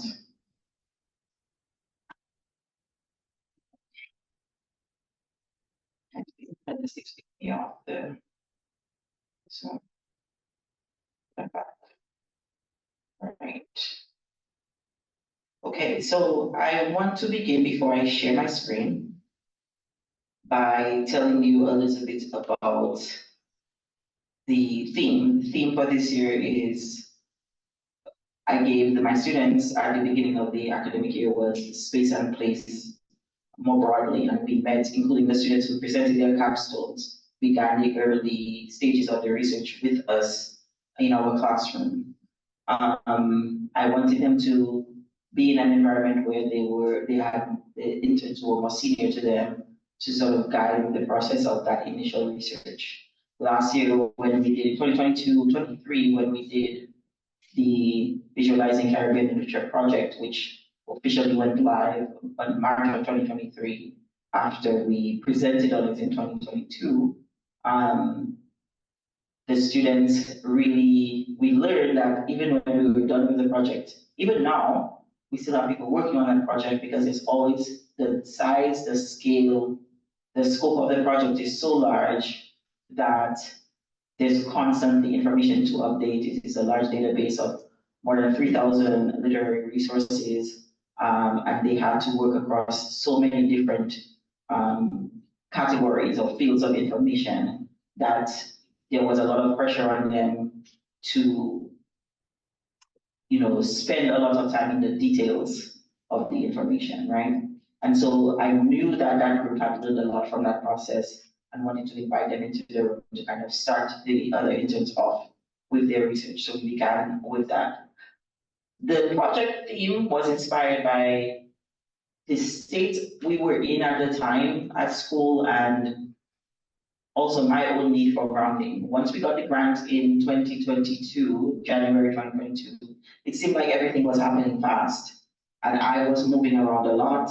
I was traveling a lot back and forth between Jamaica, Dominica, all over the place. I felt like I was always on a plane and I wanted to be at my house. I wanted to settle down. The school year was starting late. Students had to go from online to in person. I remember talking to a few students and saying, just getting on the bus and getting back into the practice of getting up and going to school in that commute and all of that was very, very challenging the first couple of months. And I felt we were all kind of feeling displaced or feeling a little disconnected from ourselves at the time. And that is one of the reasons that it was inspired by my need and your needs, the students, for grounding and a sense of rootedness and belonging. So I wanted us to think about the idea of space and place and how physically we need something tangible, we need a location to feel connected to ourselves and to other people as a way to get that idea. I also wanted to move away from a database project, which was very large in scope, that was also large and deep, and move into something a little that had a few more creative wings attached to it. I wanted to do something a little more that had a little more variety and diversity in how we could experience the project visually in terms of the technologies that we were using, and had more opportunities for students to contribute diverse approaches to that project. I wanted to for you students to see yourselves and the disruptions and uncertainties that you have experienced. I would say for many of you, for most of you here, your first and second year of high school have spent most of your teenage years in disruption. like every day, most of you here spent 2017 go to school in the afternoon. Then 2018 go to school in the afternoon and then back to the morning, half in uniform, half not in uniform. Then you had to go to school for 1 year before they sent you back home because it was COVID. Then you had to get dressed up to sit at the computer in your house in your shirt and tie and pajama pants, because COVID forced you to stay home for another 2 years. And then just when you think you're gonna get to sit down, the exams and C-Sec are like, oh, well, we have to go back to school and do some work. Everything felt, and then you come here and the buildings are not sufficient, so we still have to go to school online. And I think I was thinking a lot about that type of constant physical disruption to the environment in which you learn. The kind of one Megan's project, not just learning in a school environment, but just the pressures and the social landscape of your learning for the entire time that you were in your secondary education as a cohort and also as a generation, that you're going through these kind of difficult challenges that either displace you. Many of you had to move out of your houses or lost your roofs or something happened to your hurricane, some kind of situation like that. And then, so you have to move all over the place, but then you get back into your home and then you're confined only to your home or to your room if you get COVID for another how many years. And it's like, it's a constant kind of uncertainty around the idea of place. So I wanted us to kind of meditate on that idea of place and the places that make Caribbean life possible and good despite those disruptions that we've had to experience. So I started with that generic title and asked you to consider that ways that physical spaces, physical places, imagined spaces of our lives inform our identity, make us feel more connected, and to explore the things that make us think and feel and be Caribbean when we move around in the region. The tangible links between how I wanted us to be able to make across the region, the tangible links that make us, how we experience the world as an archipelago, the things we have in common, the things we don't have in common about how we use spaces as we navigate them. So that led me to think about the project, and we worked on it from the time we came back to school in March. Students had for the most part, already completed much of their individual projects and we're wrapping that up. Those had to go through their own changes and revisions as well, because again, of all the reasons I already explained. And so because again, I had to spend a lot more time on the individual projects, we were delayed in starting the actual collaborative project. And it taught me something. At the beginning of the year, I asked all our staff and students to pick a word. Do you remember what your word is? Some people are not remembering what their word was. To pick a word that would guide them through we haven't done a word for 24, but we will see. And my word for 2023 was slow, because I wanted to slow down my life a bit. I don't see, no idea, we'll measure that. But I realized when we were doing the projects and when I received the first draft of the individual projects that maybe we were going too fast. Maybe we need to all slow down because something was happening. People were tired and people were working, but something wasn't clicking. And so I just slowed down the calendar a bit more for the sake of our learning and to give us time to do those things. So while we did start talking about the project early on, we didn't really start doing much significant work on the project till we came back to school in September. Even then, we had to do revisions to our individual projects and so on, which is one of the reasons why we're only having the symposium now. And that's fine, and that's something I learned about. If I want to be in a place for a longer time, we just have to spend more time there, rather than move from the one thing to the next thing faster. I also learned to listen to my students and hear what they're saying about their experience. It's great for me to have outcomes in this program that are about this many people have graduated from the program, but I care more about the quality of the experience and wanting to make sure that we will both giving each other what we needed to have a valuable experience. But all of these were connected to the ways that students already were grappling with these ideas in some other way. We had already done the disciplinary divisions and so on.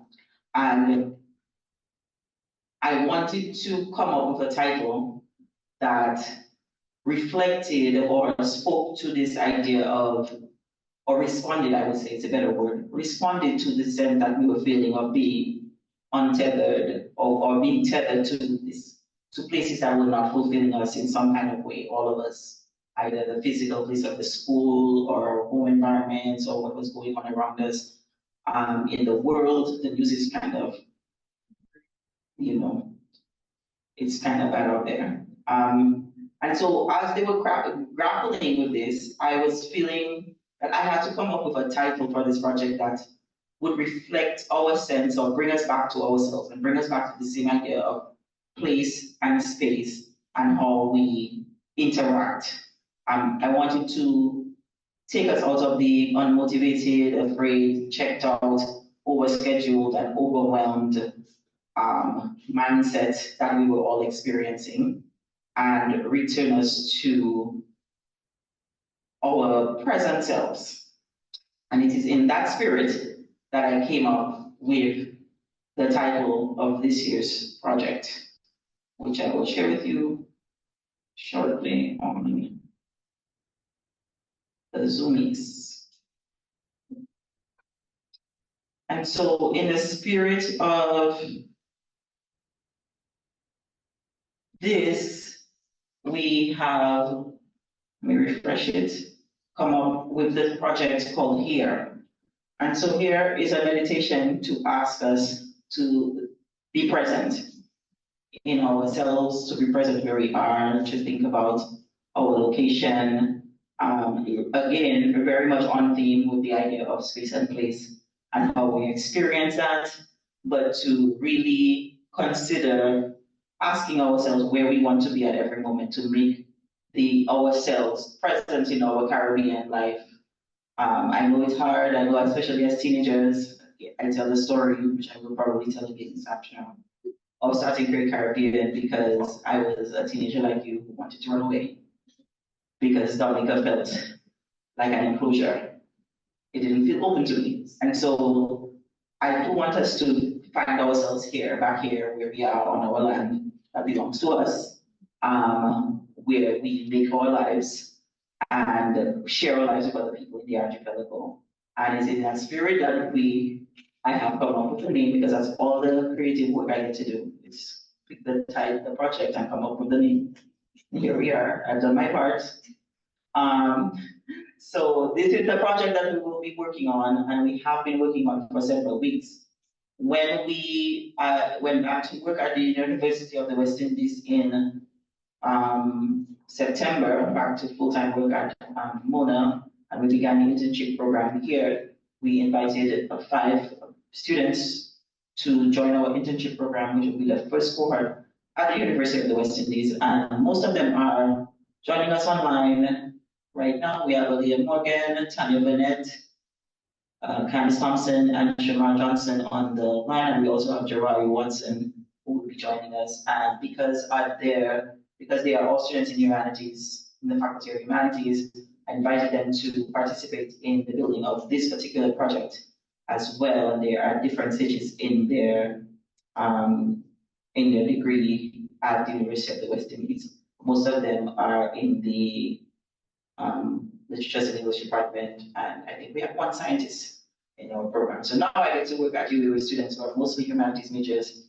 which is very different from what I usually get to do here. So that has been a welcome change as well. And so I want to preview the project today by showing a few elements of ongoing work on the project and let you know that we will be doing a live launch of the project in March, which I will talk a little bit about after. So again, where are we? We are here everywhere. The Caribbean is not only here now, but the Caribbean is in the future. We will be here. I think I wanted to also have that futuristic resonance in the title that we are, we are everywhere. I know just Jamaicans, you see, I kind of cropped them off of the. Not really, they did that. They did that. They took Jamaica, St. Thomas representing and whatnot. In the edge of it. And so I want to talk a little bit about what I asked the students to do. We started with some basic research questions where we start all our research projects. We wanted to think about the historical significance of land and sea placement in the physical spaces in the Caribbean imaginary, and think about how place and space affect the nature and quality of people's lives. We wanted to understand how institutions and systems shifted our relationships to these physical and imagined locations over time, and how have the relationships with place and space influenced art production in the Caribbean, from representation to aesthetics. Anything from how we see ourselves, like Jada's project, to what kind of art is produced, like Kiara and Annalisa were talking about. All of those things are part of the question that we were asking.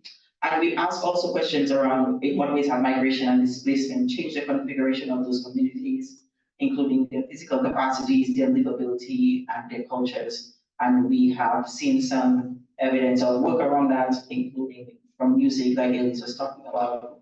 We think about some of those issues around migration in Savia's project on movement from Haiti to the United States. All of these different projects are dealing with these questions in some way, because again, their individual class projects began from the same theme.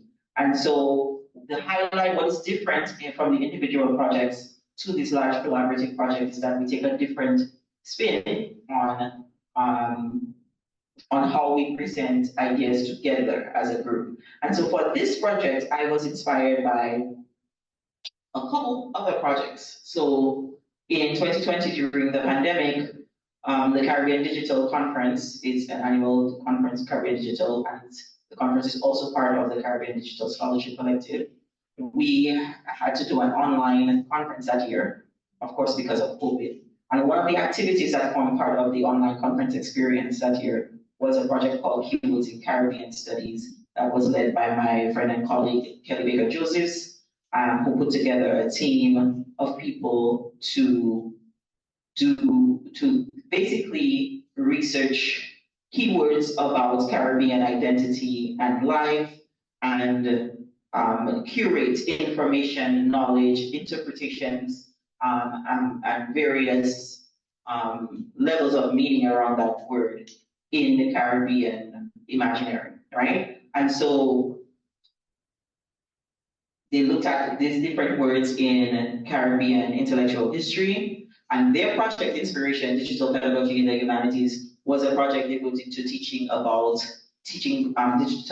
digital humanities, digital pedagogy in general, technologies in the classroom, and had a similar keywords approach to considering how terms and ideas have relevance, enter discourse and debate, transform meaning, and have implications within the respective communities in which they are used. These keywords projects also include what they call artifacts or annotations of various projects, books, videos, material related to that curators, this individual person putting together that context about the book or the word that have relevance that they want to share with the public. So they do include a historical element, and they also include a section on artifacts where they basically give you a short annotated bibliography with links to information about other projects that are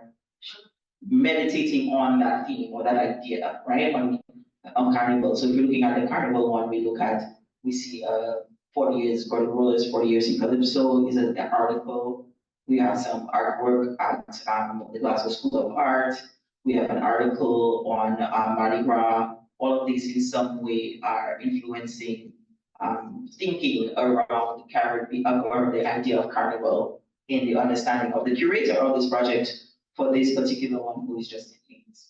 So all of our students for this project become curators themselves. They learn about curation as part of the digital humanities work, where someone is taking the whole archive of Caribbean life and history and selecting the elements of it they find they would like to tell a story about our experience around.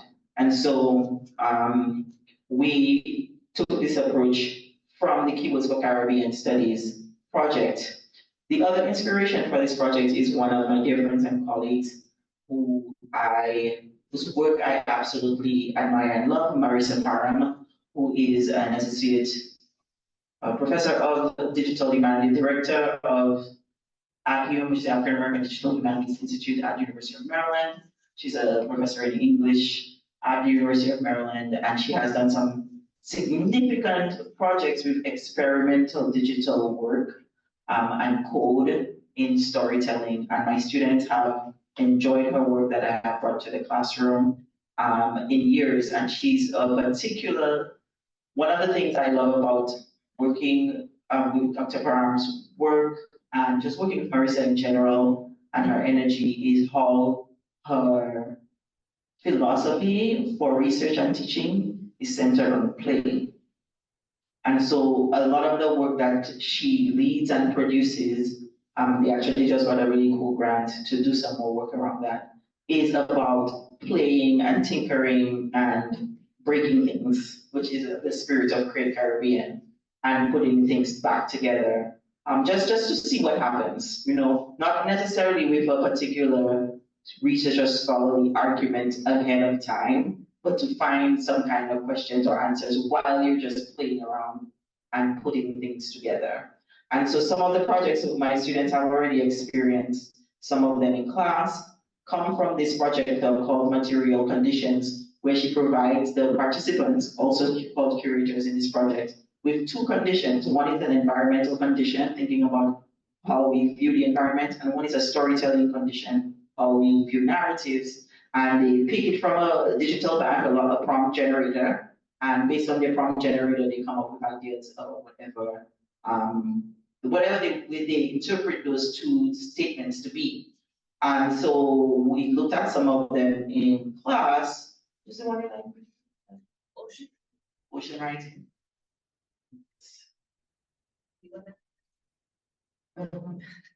So we have people who did things in actual print, who actually made collages and scrapbooks and then digitized them as part of the experience to tell stories about their storytelling condition.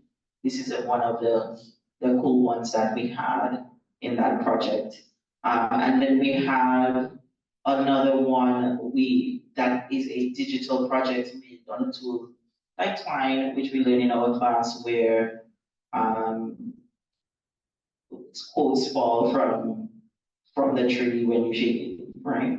And so this is just showing some of the inspiration of the kind of work that is happening with other schools, other communities, and these are people who are making these projects are actually like a lot of them are graduate students or professors already, just playing around with these projects, the artists and curators who are part of this particular one. So I wanted to also give my students an opportunity to, you know, and I dare say that I think it backfired. Not in a, like, I realized that part of my work in Great Caribbean doing these projects is about that space where students are afraid to play because they think it's a trick.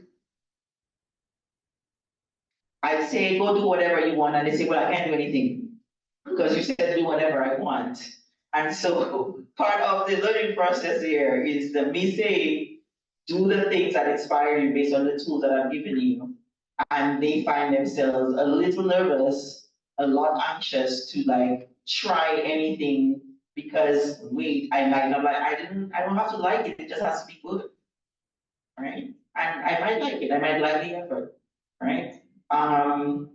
You know, it just has to be good and not embarrass me, you know, I go, but I think that's one of the reasons that I tried to incorporate this particular project in my teaching this year, and it was time for us to have it because I wanted students to kind of see what is happening. I also wanted to move towards more micro projects. I wanted students to feel like they could do something, a story, without having to use all of the tools, that they could do one good tool and find all of the little tricks and whistles in that one tool and make it go, right? So that was part of the challenge. And it is a challenge because as we are still working on putting the final version together, we do have a mock-up, we do have a site.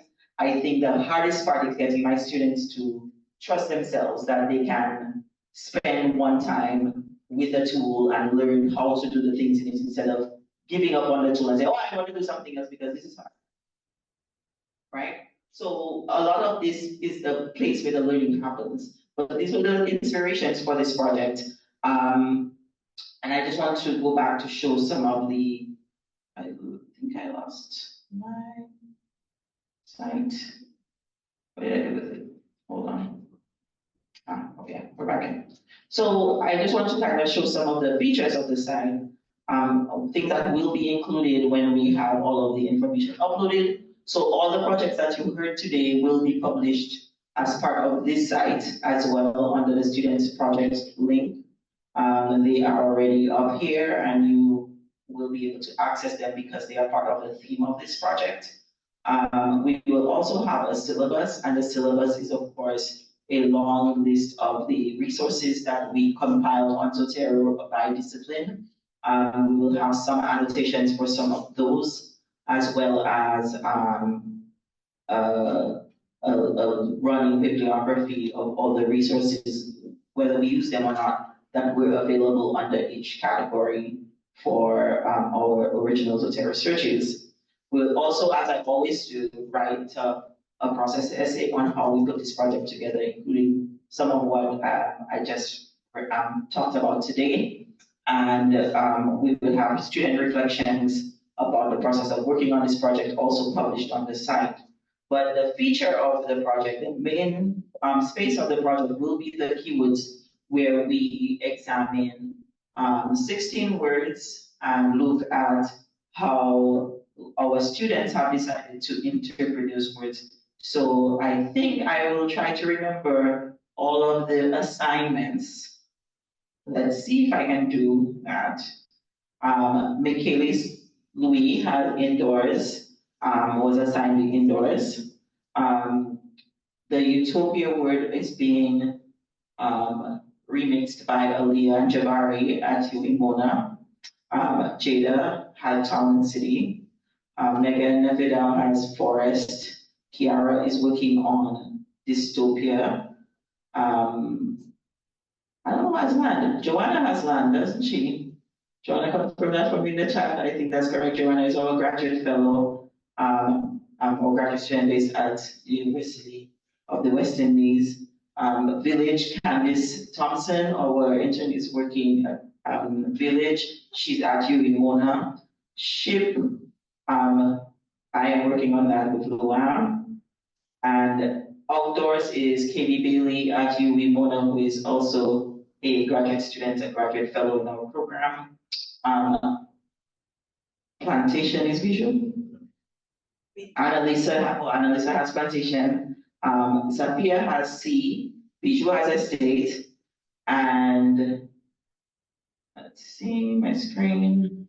Country, Tanya and Shamar at Mona are working together on the word country. The river is Luam and I are doing some experimentation around that.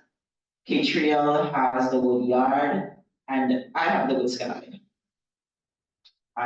So these are the assignments, and we are the curators of the project here, because we are here and we will be here, strong.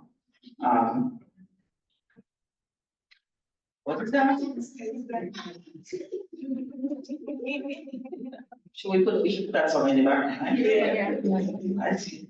Get on that. I feel like we need it now. I feel like this should be in the video instead. Yes. Excuse me, yeah. So for each of the words, what we should expect to see is pretty much a layout. Any of these clickable, which will have a historical statement where we contextualize the use of the word in the Caribbean history. We will have some artifacts for you, some annotated choices that we make around resources available, digital projects. We're hoping to link this to a lot of other existing digital humanities projects done by other people in our collective, other schools as well. We'll have a brief bibliography from the students and their research. And then we will have the concept where the students will present their concept of their idea of what that would mean to them. And I'm going to preview for you some of the projects that we are working on. And so we will go to the forest. Let me see if I can. So Megan is working on forest, and she has some interesting stories to tell around the bird, the drum, and the phone. And if you click on the bird, you will get some stories about Kalinago life, Maroon life, and if you click on the phone, you will talk about the work of our current relationship with forests from a perspective of the 21st century and technology. But there's some cool stuff on here in her ideation of the word forest that we will be adding to the mix. I have also looked at Annalisa's is working on a multimedia project on scars left behind the plantation. Her interpretation focuses on corporal punishment and how that left a lasting legacy in Caribbean households. We have some cool stuff here. She also has a video. I can't play all the videos now. I think I linked up everybody's that I was going to show. Hold on, Michaela's had a little video there. I'm not going to show the whole thing, but Michaela's doing a little video project of, and I put somebody, oh, you got little actors.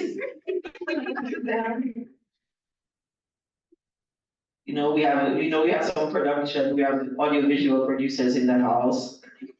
Oh, we have little cutting to the scene and all that. I love that for us.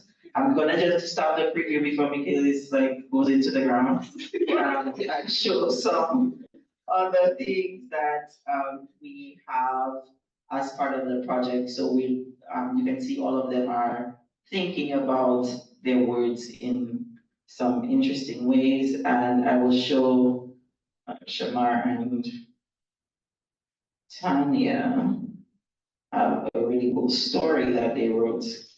They are writing majors.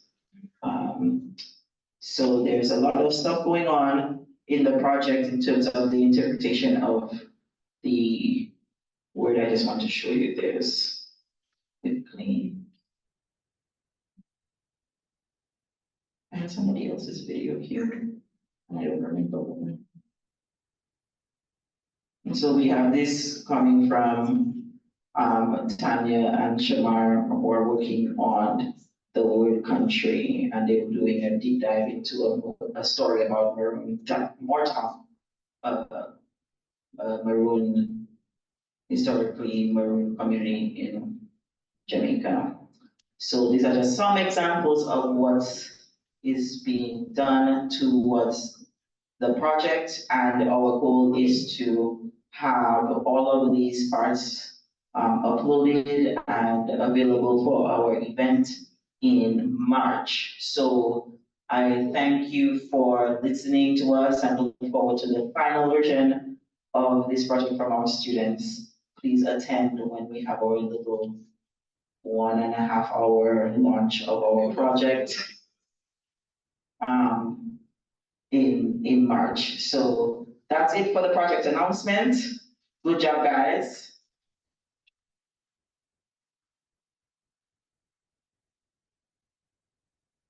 Great. At this time, we're not going to take another break because if I sit down, I don't know what will happen. Right? If I stop now, that's it for the day. We're just going to close, but we are almost there. Something special is happening today. Let's put this November 7th. Something very special is happening with you in this room, you are making history. I mean, something happened. I went to sleep. I woke up and it was 10 years later. That happens sometimes, it feels like it, that I was in a coma for 10 years, but I was not. So apparently somebody told me that, well, Google told me that this year, 2024, is 10 years since Great Caribbean was founded.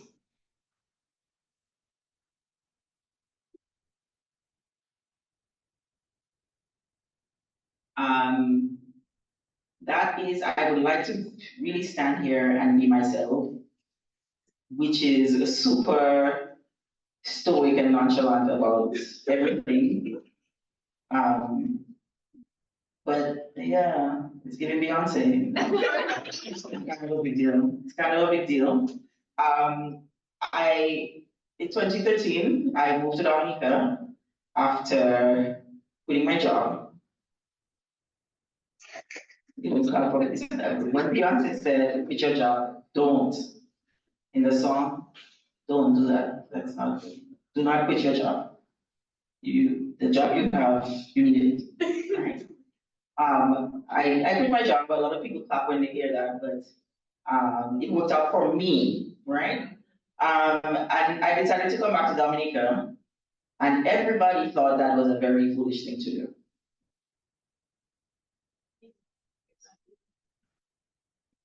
Everyone thought that this was a foolish thing to do. My parents thought that I needed to go see the lady.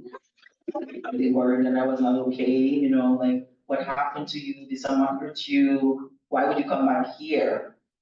You have a PhD, you have a job, you have US money, why would you do that?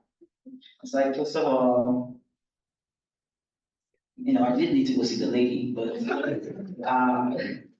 I also knew that I wanted to, it was a lot of reasons included. I did not like winter, but mostly because I wanted to be able to do this kind of work in the Caribbean. And I didn't know how I wanted to do it, but I knew I wasn't doing it the way I was doing it then. And so the alternative was for me to stop everything, stop doing anything at all, and try to figure out what happens next. And so Great Caribbean I spent a lot of time in the bush during that time. I was in the forest quite a lot. I spent about 8 months in the forest thinking about things. I went to Zion. And so I came out of Zion in the time following, and I had an idea to bring together all the things that I like about my work and my life and the things that make me feel like myself, working with students, teaching, literary and cultural work, and research, academic research, and digital technology, and finding a way to put them all together into one thing and make it so we have something. And I did that. By 2014, I had my first cohort of students at Dominica State College and an official partnership with Dominica State College. Dominica State College, as you know, at the time did not have, well, you may not know at the time, but at the time they also had resource deficiencies, which meant they didn't have much to give me in terms of like anything. So they gave us a building and said, go, you can have that building, do whatever you want, but we don't have any money to give you, you have to sustain yourself. I was like, yeah, say less. I had that, and I had $1,000 US and 7 young people at the time, Sam Thomas,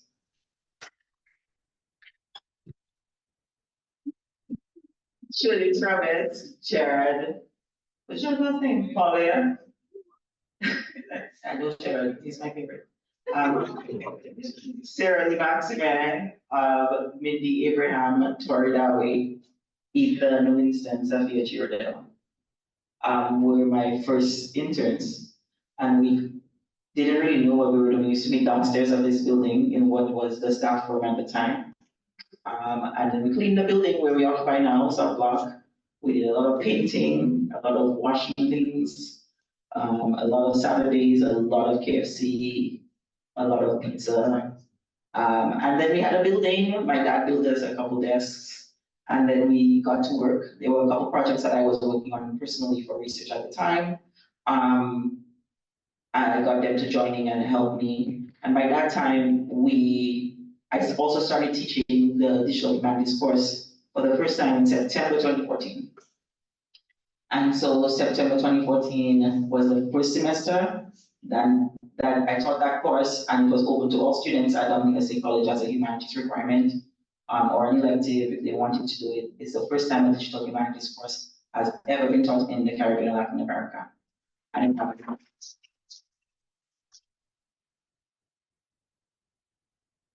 And so the class became sort of a gateway to the program. And also the students who were already there brought their friends. So we got more people the next year who were friends of the people already in the program.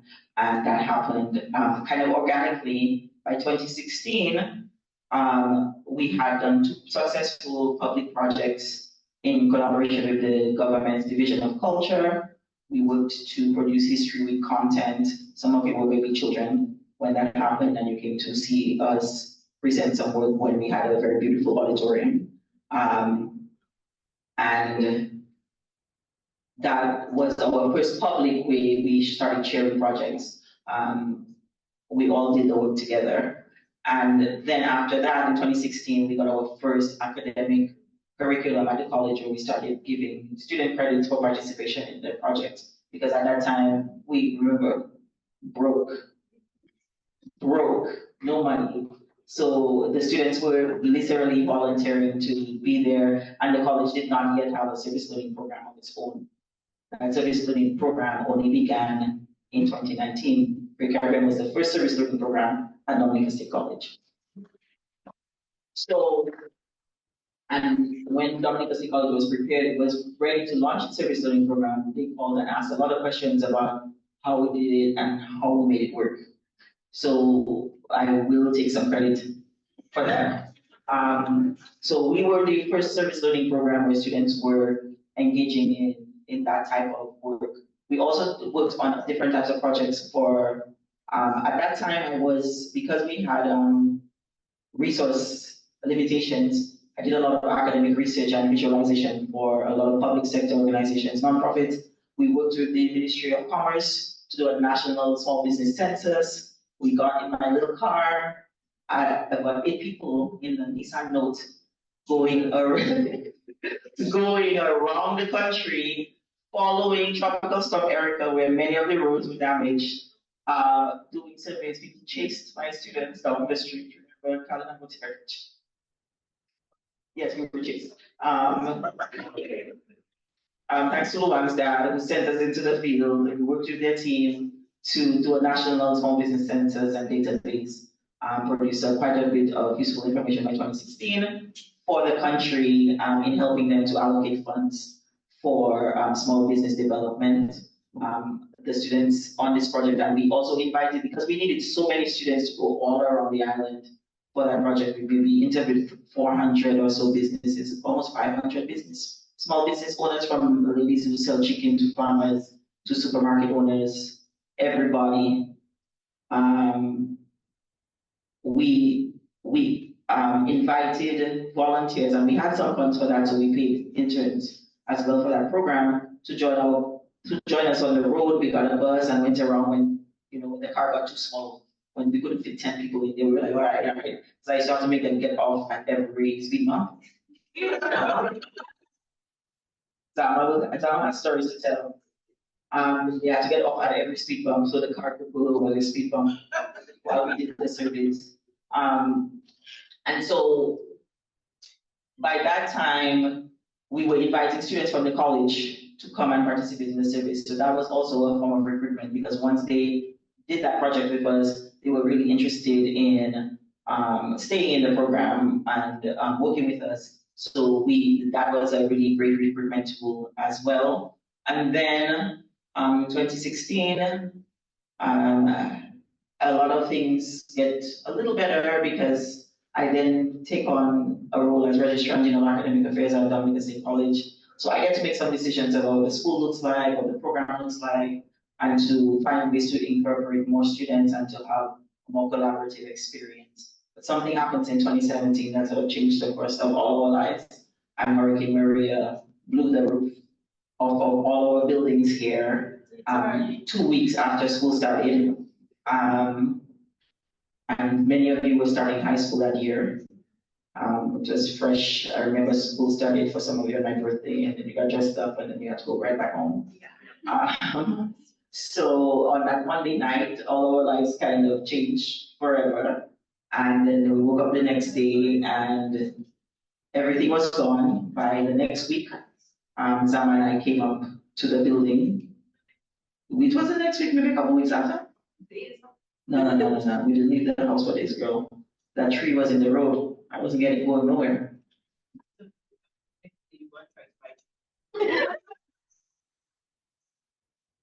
The chicken was going to waste. Okay? I went with my foot and then everyone was looting and I was like, oh, okay. And then you were like, you can just take some food and go. I went with my purse because my house didn't have any damage. So I really had a limited understanding of how bad it was outside. Not even my books got wet. Right. Not in my car, or the furniture, I think it was fine. But I did take all the calls that night from them, telling me how bad it was outside. Zama telling me, come get me every 5 minutes. And I don't know where I was going, but I was here. I did come together, but it was not the same thing. So that by 2018, I literally took the sign off the wall, and I told them take the sign off the wall because I'm tired and I'm not doing this anymore. But I think the hurricane made us all tired and defeated and depressed. Yes. But a few weeks later, the students all called me like, well, Miss, we have nothing to do, so we need to do something. And they called me, I was like, well, I'm tired, I'm not doing any work. I am trying to find all of the students that belong to Dominica State College. I need to find somebody to take that tree out of the road. I am too busy for Great Caribbean, and I'm tired. And they were like, well, we have to do something, so we're coming to your house. And they came to my house, and then they were like, well, you can't quit. So I guess no. I did not quit. I guess they came and Gage carried lumber on his head. And and we raised some money on GoFundMe. We got a lot of help from our academic collaborators in the United States and the UK, people who cared about the work that was already happening and wanted to see it continue, including members of the Caribbean Digital Scholarship Collective, all pitched in and gave us enough money that we were able to clean the building, put a roof back on. All the parents came together, they cooked for us while we cleaned. My dad brought his team and we put the roof back on the building and cleaned up and went back to work and put the sign back up on the wall. So by summer of 2018, we were able to have another in-person camp with our kids and not miss a beat. It was difficult, probably the hardest year we've had. And then I moved away from Dominica to Antigua and then Jamaica and have been running it remotely since then. Some people are happy about that. So we are here 10 years later and well, rewind. In 2021, I got a call from my friend Alex saying, we're going to do a thing. And I was very, very tired. It was COVID. I had just moved to Jamaica for a year and spent most of the year inside my house, in my apartment, because there was COVID outside. And I just didn't want to do anything I just wanted to have a regular day job. And if Great Caribbean survived, it survived. If not, whatever. I was getting ready to close down because COVID. And my friend Alex says, no. Pretty much, yeah, no. So he says, we're going to do a thing. I said, well, Alex, I'm tired. I can't join you this summer. I'm on some leave. I'm on medical leave. But if y'all are still doing this when I come out for air in August, I will join you. He said, well, we're doing this for you, so you're going to come out for air. And they did the work and they had the conversations with Melon foundation's program director had approached us, a group of us who usually work together, including Alex, to come up with a way to focus digital humanities work on the Caribbean and making sure that that money would get into the Caribbean. There was nowhere else for that money to go but to us and to the University of Puerto Rico with my colleagues where that work was already being done. And so at first I didn't want to do it. I was like, this sounds like it's going to be 6 months of me not having a life. And I don't know if we're gonna get it. And I'm too tired to be disappointed right now. So maybe I won't do this. Maybe y'all can have it. I will support you, you're my friend. And they're like, oh no, that's not happening. We're not doing this without you. So go rest. And we'll get the paperwork started. And I did rest. And I did join them at the end of August, the beginning of the academic year. And we completed a very rigorous, very lengthy grant application process to the Mellon Foundation. And they gave the collective $5 million US. And $5 million US of that, the 1/3 of the funds went to Create Caribbean for us to do work from 2022 to 2025. January 2022 to December 2025. That's a 4-year award. And you know what we're talking about, like, now we have money, you can do things. Yeah. You have money, you can do things. And I would love to tell you all, it's not, certainly for me, it's not about the money. I've never done it because of that. And if I was doing it because of that, I would have quit already. Or we send all y'all home and take the money from it. I would have quit already for real because, I could be, on a yacht or something. But it's not about the money, but I would say, I have invested in myself by investing in you. Because I'm trying to guarantee that when I am old and retired, that the people running this country have sense. So I am invested in that. So yeah, I think having the money has not only transformed my life in terms of me being able to dream of something that I want to do for students and just be able to do it. I spent the first 7 years having a lot of dreams and feeling constantly like this won't happen because there's no funding in Dominica. This won't happen, another hurricane is coming, or this won't happen for all kinds of reasons. And being okay with having the dream and just being able to do just a little bit, because even then, the little bit that I was doing was good, and I didn't think that. But what we've been able to do since then has been dramatically not just improved, I would say we've been able to reach so many more people just by doing what we were always doing because we have the resources to reach those people now. So the new addition to the program that we were not able to do as successfully is our community partners program, where we always did community work more, I would say less structured than we do it now. We would work with partners all the time, but now we have community partners that we have long-term relationships with, that we can actually invest in, that we can actually follow through with, that we can all work together for united causes in a way that the public didn't really know what Create Caribbean was doing before, but now we have community partners and they have a relationship with us that we get to see that public impact, not just in what's happening in the classroom, but in the region as well. As a result of that, we've done our Caribbean Writers Room is another project that has had a wide reach. We have people taking our writing workshops from all over, from Guyana, Bahamas, UK, all over, doing our writers workshops and retreats and having our reach be truly Caribbean in that way, that we're not just in Dominica. And now having our work at the University of the West Indies, which is the largest public research university of our region, that's kind of a big deal.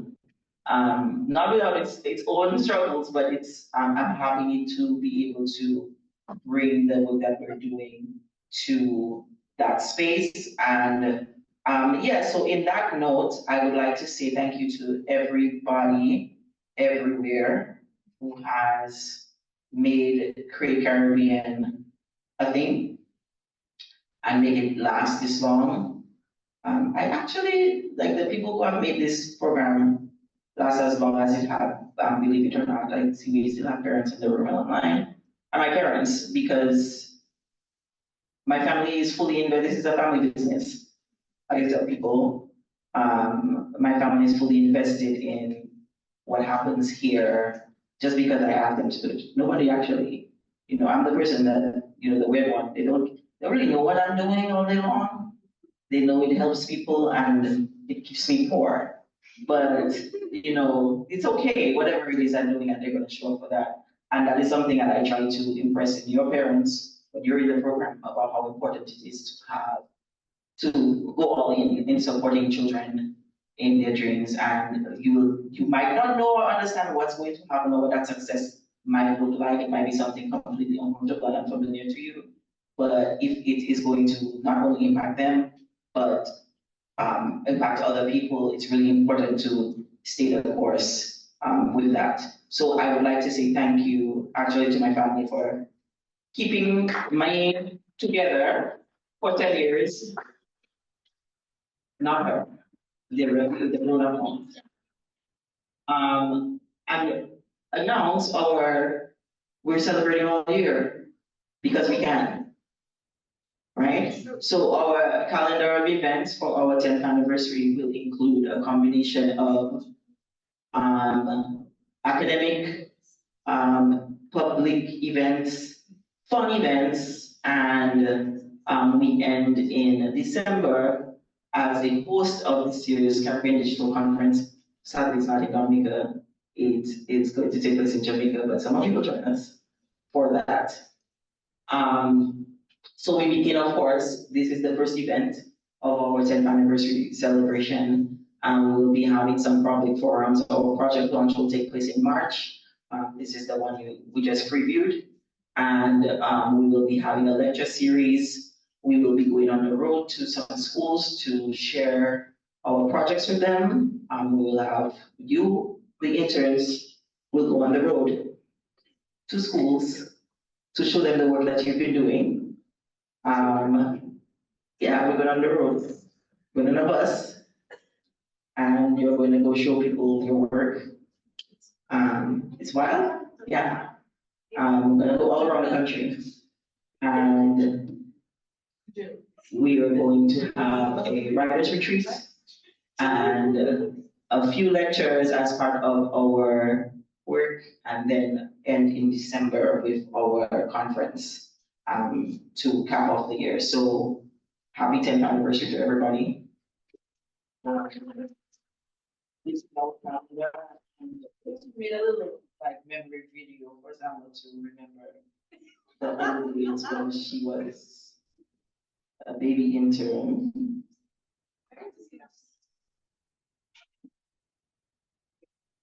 Did I get it? Where does it go? Got it. Okay, so 1 second. I'm going to share my screen. What am I supposed to think?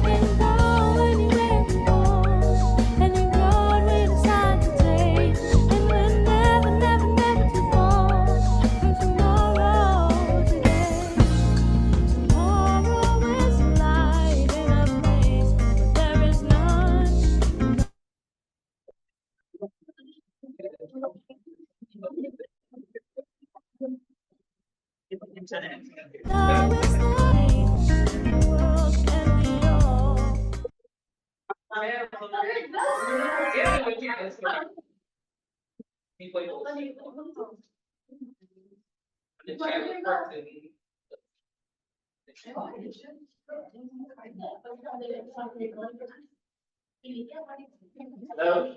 Okay. We were having a little internet trouble, but we will share the video on our website, the longer version, starring Sama Thomas. Return zero.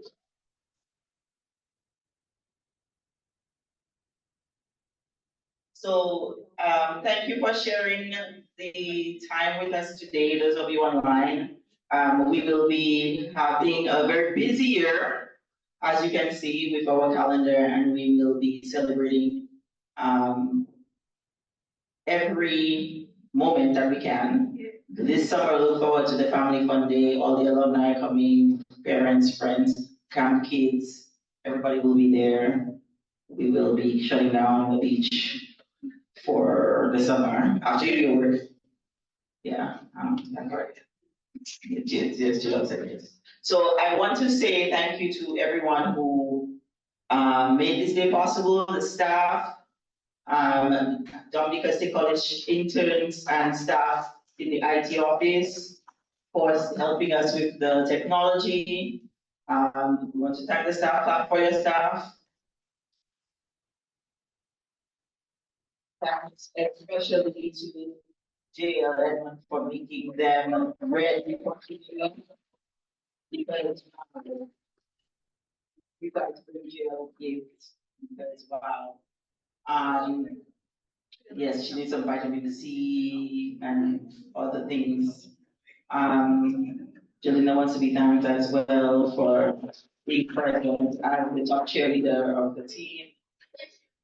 I want to thank all of the people who joined us to celebrate you today, especially the parents who logged in, who came in person at different points during the day to see presentations. We always have parent support, and that helps us do our work better. And to all of you for doing hard things today and presenting your work and sharing. I hope this time, those of you who did it for the first time, feel like you can do it again in June. We will be back in June to do another presentation. And I hope to see all of you there. So thanks everyone and have a good day. Those of you who are online and in Dominica, come join us at 4:30 at our office for our award presentation and reception. Thank you.